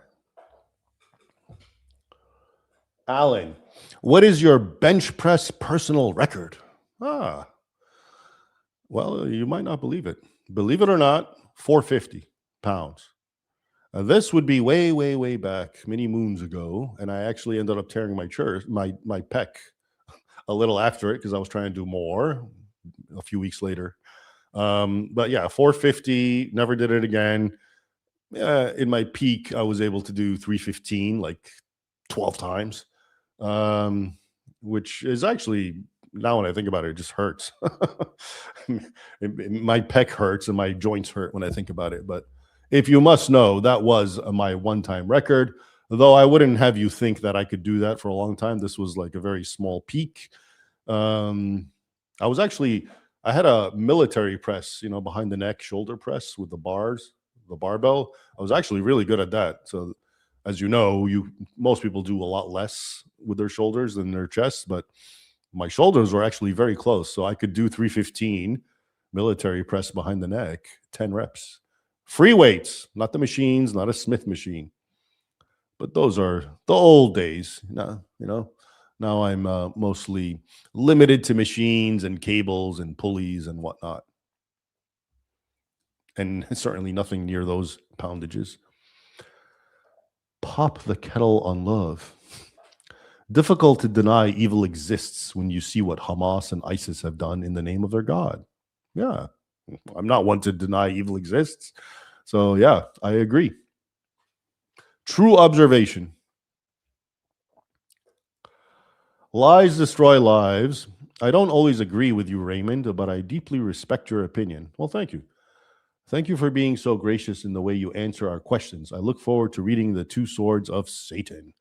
Well, thank you again for your kindness and the super chat. And yeah, The Two Swords of Satan, I mentioned that recently as being a potential book I would like to write as something of a corollary or something to complement The Two Swords of Christ. And basically, the Two Swords of Christ, the theology, the doctrine, by the way, which also is in keeping with just war. I didn't even get into that, but the Two Swords of Christ is the idea that, in Luke, Jesus says, he who has no sword, go sell your cloak and buy one. They say, the disciples, here are two swords. And he says, that's enough. That meant for a lot of theologians, and especially in the medieval era, that he was saying that one sword, that all you need in this world is two swords, one to fight spiritual warfare, one to fight human, secular, material, physical warfare. And taken together, they're enough, right? So that's how they understood it. That made sense.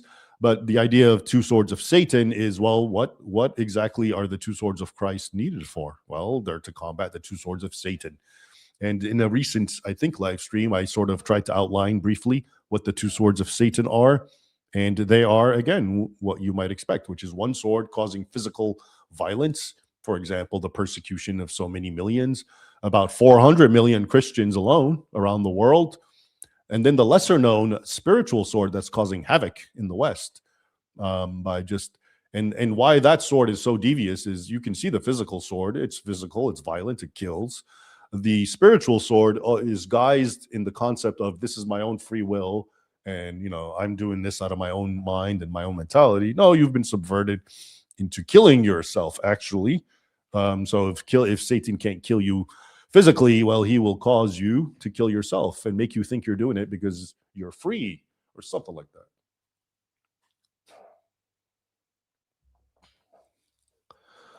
Coltrane.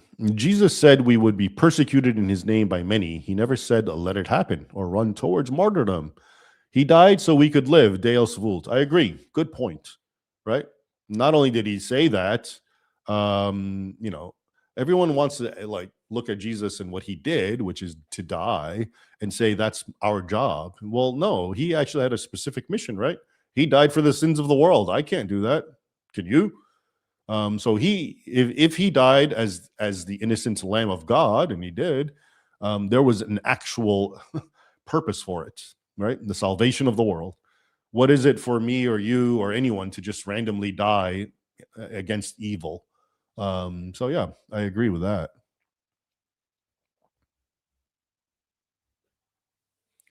Amazing disgrace. I mentioned in chat earlier that I heard the call to prayer recites and glorifies past battles.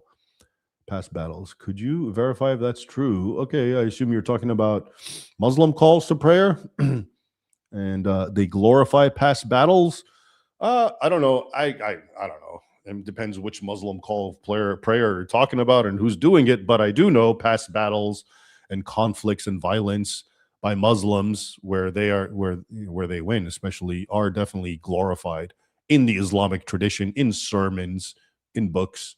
So it may be a fallback from that you're seeing or hearing. Oh, okay. All right. Let's get to it. Now we've seen what just war theory is historically, its core teachings and principles in the past, in the present. Augustine, Aquinas, all the other expounders, and also we saw the modern catechism of the Catholic Church, which still holds to it, even though in a more strict way. And we saw divergent views. For example, in the case of the conquest of the Americas, some who said this is not at all a just war, others who rationalized and said it was. And we also saw the Crusades, that, in my opinion, they definitely were just wars. They certainly fit all the criteria. So, what about Iran and what's happening today? Going back full circle to Trump and the Pope, President and Pope, who's right? All right. Well, again, I'm trying to tell you what's being said. This isn't about what I think or any particular Christian. We're looking at the concept of just war. So, having researched it, here's what I've come across. The overwhelming majority of certainly official Catholic voices, in keeping with the Pope, are arguing that the Iran war is unjust. Okay, it does not fit the criteria. One of the chief voices among them is Cardinal Robert McElroy, Archbishop of Washington, D.C. And I saw one of his articles, and he's been pretty active about this, and he explicitly applies the aforementioned catechism criteria, which, like I said, is a lot stricter than the more general principles articulated by Aquinas following Augustine. And he's concluded that there is no just cause because Iran was not launching an actual or imminent attack. So you see, we're going back to the concept of cause. And always that's I think the strongest and most important decisive factor in determining if a war is just according to Christian principles. Okay, what's the cause? And he's arguing that there is no proper cause, there's no just cause, because Iran was not launching an actual or imminent attack. Okay, therefore the war fails the just war theory conditions. He's even called it, quote, not morally legitimate. Okay. And the key line of reasoning with him and all the other Catholics that I've seen, including, of course, the Pope Leo, is that Catholic teaching does not allow war to prevent a hypothetical future threat. As we know, of course, much of this war is to prevent Iran from getting nuclear weapons. That's how it's framed. And so that is considered not morally legitimate as a condition, as a cause, because it's not Iran's attacking you now. This is a preventative thing. And basically what they're saying is preventative war is not just. All right.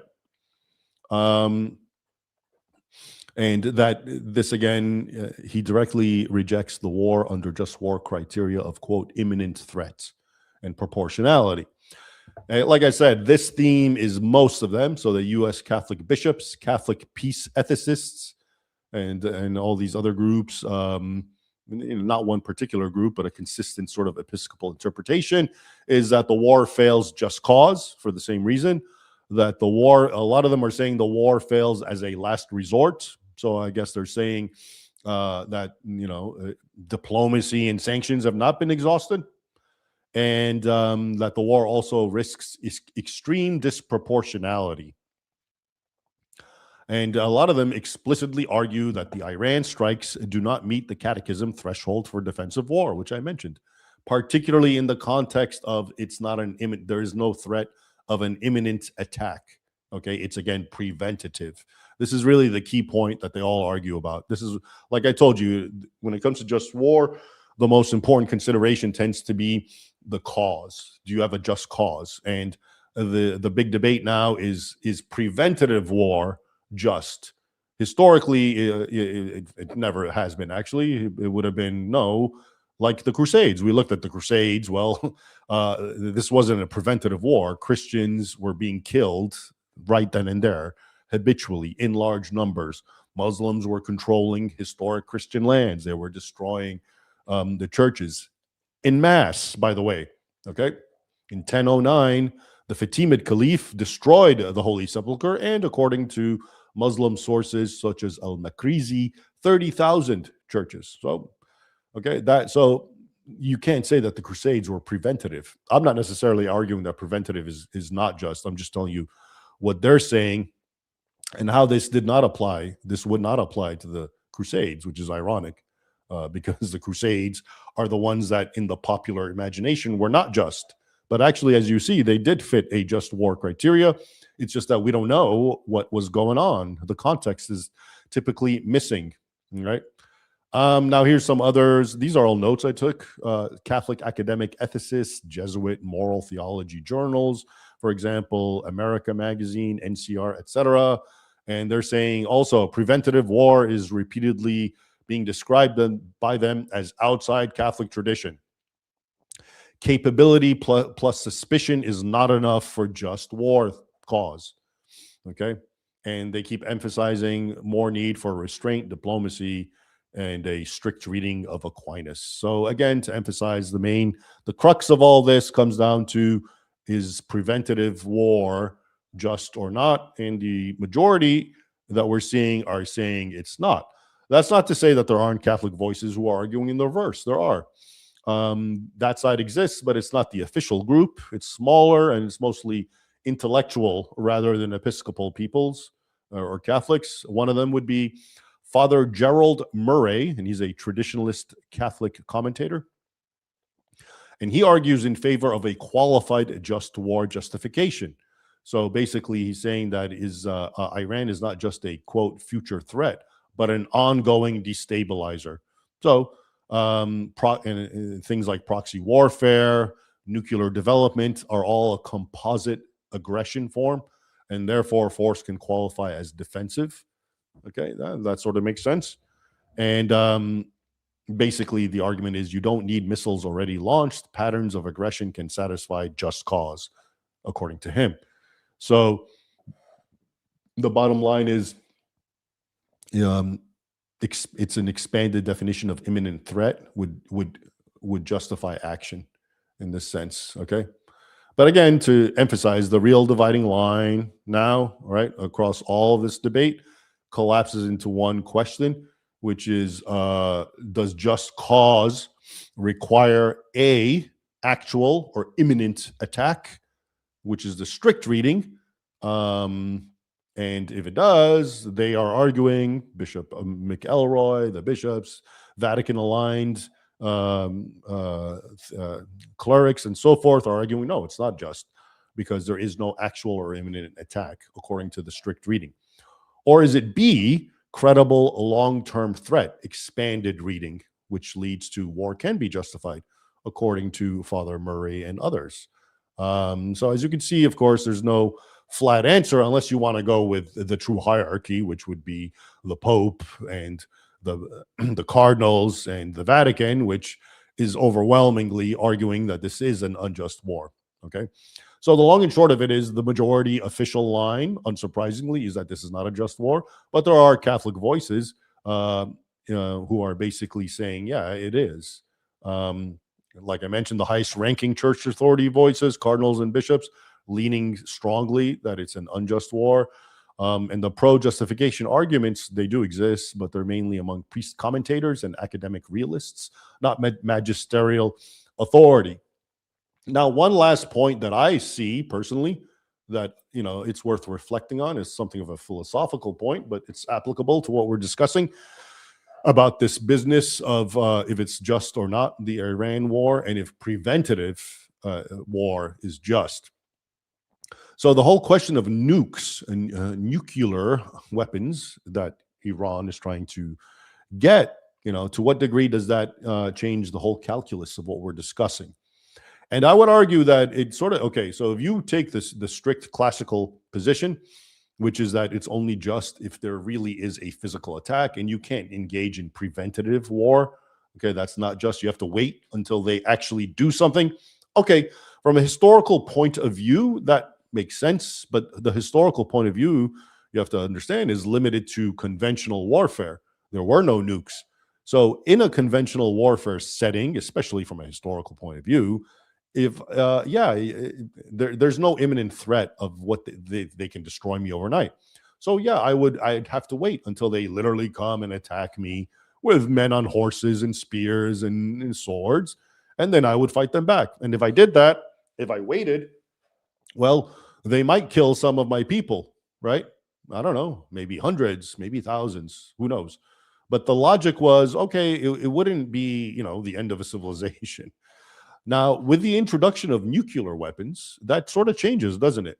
If I say I'm going to wait until there's an actual attack, even including a nuclear attack, well, now the damage won't be that I'm just going to wait until you attack me through conventional warfare. And the limit of the destruction that you can cause is by nature limited, right? Like we said, it could be just a small amount. By the time you attack me, all I need is a couple of minutes to fight back. So maybe the damages you've committed, the people you've killed on my side are pretty minimal. But if we wait and you have a nuclear weapon and you actually use that, well, the damage you can do is you can end an entire civilization, right? As Trump famously said recently. So I think that makes the question of preventative warfare a little more legitimate, the nuclear factor, because now it's not just, well, I'm jumping the gun and attacking you because I think you're going to attack me in a normal, conventional way, which is very limited by nature. But I'm more concerned that you might, once you have these nuclear weapons, attack me with nuclear weapons, which would be devastating from the get-go, and I might not even be able to respond. So I do think that is an important factor to keep in mind, and it has to do with the progress of history and the development of technology, which should be kept hand in hand with theology and the concept of just war theory. So I think I'm going to end it there. And like I said, this is what is being said by both sides amongst the Catholics, the theologians, actually. But like I told you, when it's all said and done, if you're not a Catholic, none of this really matters. Obviously, if you're a Protestant, if you're a Jew, if you're an atheist, well, none of this really matters. It's all about what you think, right? And if you think it's just, it's just. And even if you are a Catholic, as we already know, a lot of people believe whatever they want to believe, even as Catholics. We already saw the example of the Americas and what happened. And you had one guy arguing that the conquest was not just, and you had another guy arguing it was. So obviously, in the end, there's a lot of leeway for anyone to believe whatever anyone wants to believe. So there it is. But I do find it interesting that there's probably a lot of people today who are for the war against Iran, and they think it's just, who in their mind don't think the Crusades are just. Isn't that interesting? And again, it's a reflection of the great ignorance and willful manipulation and distortion of history. Because if anything really fit just war criteria, historically, it was the Crusades. Even though, ironically, they are the things that are constantly being demonized and presented as having nothing to do with just war theory. Okay, and I will now take final questions and comments.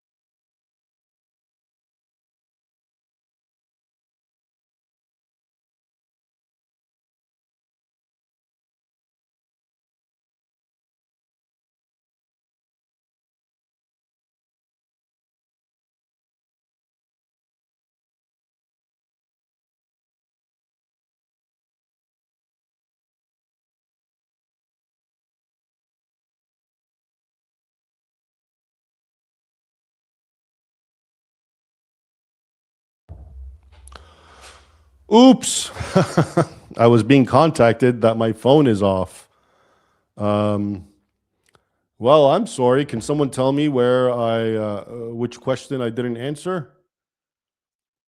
Yeah, I just found out I must have touched my phone in the wrong way. If someone can kindly tell me where maybe I left off, and I will resume. Uh, uh, welcome back. Yeah. All right. That was dumb of me. Um, you can hear me now. So, when did you stop hearing me?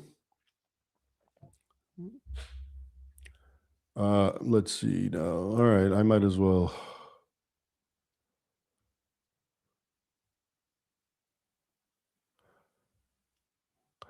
All right, I think. All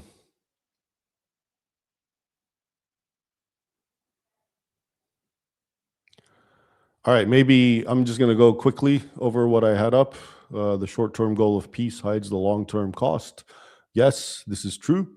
If you always want peace and look at the cost and the repercussions, you could suppress something that's potentially damaging and much, much worse. Lies destroy lives. The IRGC have been engaged in a war against the Iranian people for 47 years. If we help those who are crying out for justice, that seems like just cause to me. I had said, yes, I agree.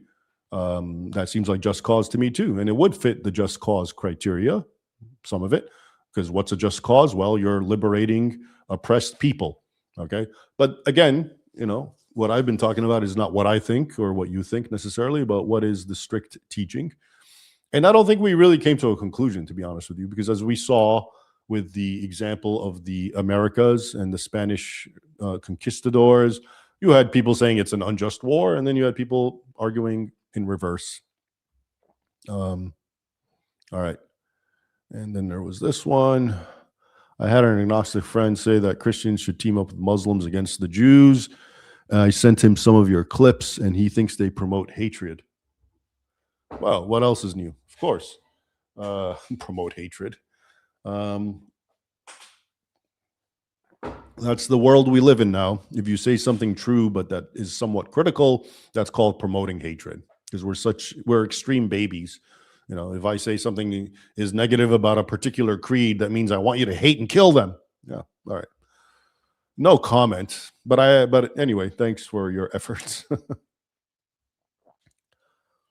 Kevin, Trent Horn, Catholic apologist, says Jesus drove out the animals only knowing that the money changers would chase after their product. The thoughts. No, I never heard of that. Says Jesus drove out the animals only knowing that the money. Oh, I'm sorry. I was thinking of something else. I was thinking you were talking about when you put the demons in the swine and they jumped over the cliff. You're talking about the temple. All right. So he drove out the animals only knowing that the money changers would chase after their product. We can pull up the verse. It obviously doesn't. That's just that's someone reading into it, which is exactly what everyone does nowadays. But I do believe it's written in a way that makes it clear that he drove them both out one way or the other. I don't. If I had the Greek text in front of me, I would read it to you. But I know I looked at it before, and it's not that it doesn't literally say he drove both out, but the phrasing would suggest and fits the idea that he did drive both out. Anyway, as far as Trent Horn, Catholic apologist, don't know who that is. So it sounds like an intriguing idea, but like most speakers today, they're not telling you what's actually in the text, but telling you what they think is in the text. And that's what I'm trying to stay away from today. I'm not trying to tell you my thoughts, my beliefs, my desires. I'm trying to tell you what it is. I like objectivity and not subjectivity. Lies destroy lives. Please comment on the Fourth Crusade. What would you have me say? I've spoken about it so many times. Yeah, the Fourth Crusade is the aha moment when people who hate the Crusades get to tell you how the Crusades are horrible because this particular one just went off the rails, and it ended up with Catholics, Crusaders, conquering Orthodox Byzantium, Eastern Constantinople, I think around 1204, and Catholicizing it and so forth. And it was a big disaster. I mean, what can I tell you? I do know the Pope was against it. The head of the church condemned it when it happened. It wasn't supposed to be. That wasn't the initial. That wasn't the cause or the intention initially of the crusade. It was the usual: go fight the Muslims. But due to a number of developments and machinations between Italians and Crusaders, it just ended up being that. And it's okay. So that's what it is.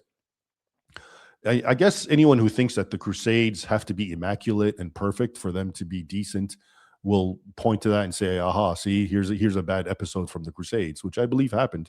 It's true. But for me, someone like me who doesn't think that the Crusaders were infallible people, and yes, of course, they made mistakes. This is kind of like a nothing to me. It's, yeah, I expect that. They made a mistake. That's human history. Every single war throughout history is full of all sorts of atrocities. But for some reason, we always only talk about the Crusades. Okay. Everyone has heard of the bad things the Crusaders have done. Everyone's heard of the Fourth Crusade. In another world, that would have been considered such an arcane, little known event. I'm not saying it was a little known event, but that's how it would have been seen. But nobody seems to know all the big atrocities that happened in all the wars that we're supposed to glorify. No one ever mentions them. No one says, hey, America should be ashamed of its entry in World War II because all these American soldiers raped, I don't know how many tens of thousands of European women, as is well documented. And therefore, we have to apologize for America's entry into World War II. I don't know. So there's definitely, as usual, a sort of double standards when it comes to the Crusades, whereby we find one example or whatever example where the Crusaders fell short, and we just harp on that. Though we never do that with all the other modern day wars where they really fall short all the time. Save the West. The Pope has defended Erdogan and Lebanon, taken over by Islam, and doesn't seem to notice the Nigerian genocide. He is either a gullible CNN, a BBC fan, or has allowed Islam to buy or bully its way into the Vatican. I have no argument with that particular position. It's not saying, that's not to say I fully agree with it, but I can see why you would say that and why you would think that. Yeah, when, to me, a pope, first and foremost, again, another fallible person, his job should be a spokesman for Christians, at least Catholics, right? He is the head and the shepherd. And when I find a pope who is more interested in, protecting the image or reputation of himself or of non-Christians, Muslims, Erdogan, all that, yeah, well, he's obviously falling short. Okay. And it's, the Nigerian example is definitely applicable. What's happening there and all the abuse and slaughter of Christians, is that being mentioned? Is he talking about that? That could be a just war. That definitely, what's happening to Christians in Nigeria fits all the criteria of a just war. But it's not happening, is it? Pop the kettle on love. How is the noob? How's the dog? I miss the dog, to be honest with you. I hope to be reunited with him before too long, as my time in exile comes to an end. I'm not in exile necessarily, but all right. Now, let's see if Mr. Dose. All right, now let me see.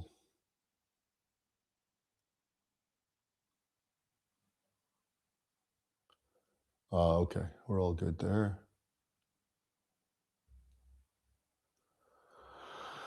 All right, my friends, there it is. My 2 cents. Actually, not my 2 cents, as I tried to make very clear to you. This isn't what I think, because who cares what I think? I'm just trying to determine what the strictures of just war would say, both about the Iran war, because it came up with the Pope and the president, right? They argued about it recently. And so we wanted to see, well, what is the exact definitions of just war? How have they manifested themselves historically, whether it was the Crusades or the Spanish colonization and attack on the indigenous peoples of America, up until what's happening now with Iran. And we saw the various explanations and the requirements for a war to be just according to historic Christian, that is to say, modern day Catholic teaching. And, it all comes down to, as I expected, the question of cause. So everything when it comes to the Iran war, I think fits the just criteria. You have a leader, a formal leader who's behind it. And what's left is really the cause and the intention, right? So people, the cynics will tell you, oh, the intention is not about protecting whoever or writing a justice. It's about, stealing their oil. That's an argument being made, for example, which I'm not saying is the case. And the cause is even the bigger one, because people will say, we went and saw, the whole point is it an imminent threat? And can you engage in preventative warfare in order to, as a way to, is preventative warfare, does that fit just war theory? Okay. And that's the question. That's really what it comes down to. A lot of, it seems that official Catholicdom says no. But of course, there are Catholic voices that say yes. And as I pointed out, the addition of nuclear weapons is an interesting factor that I do think changes up the entire calculus of what is and what is not just war theory. And with that, my friends, I thank you for your time and attention and your company. And thank you all for your super chats and your questions. And then make sure the volume's not dead. And until next time, take care. And I hope when I see you, I'm feeling a little better, and I am feeling better actually, because I haven't talked all day. And today I did a lot of talking, and I feel a little, revived, as it were. So, all right, take care. Bye.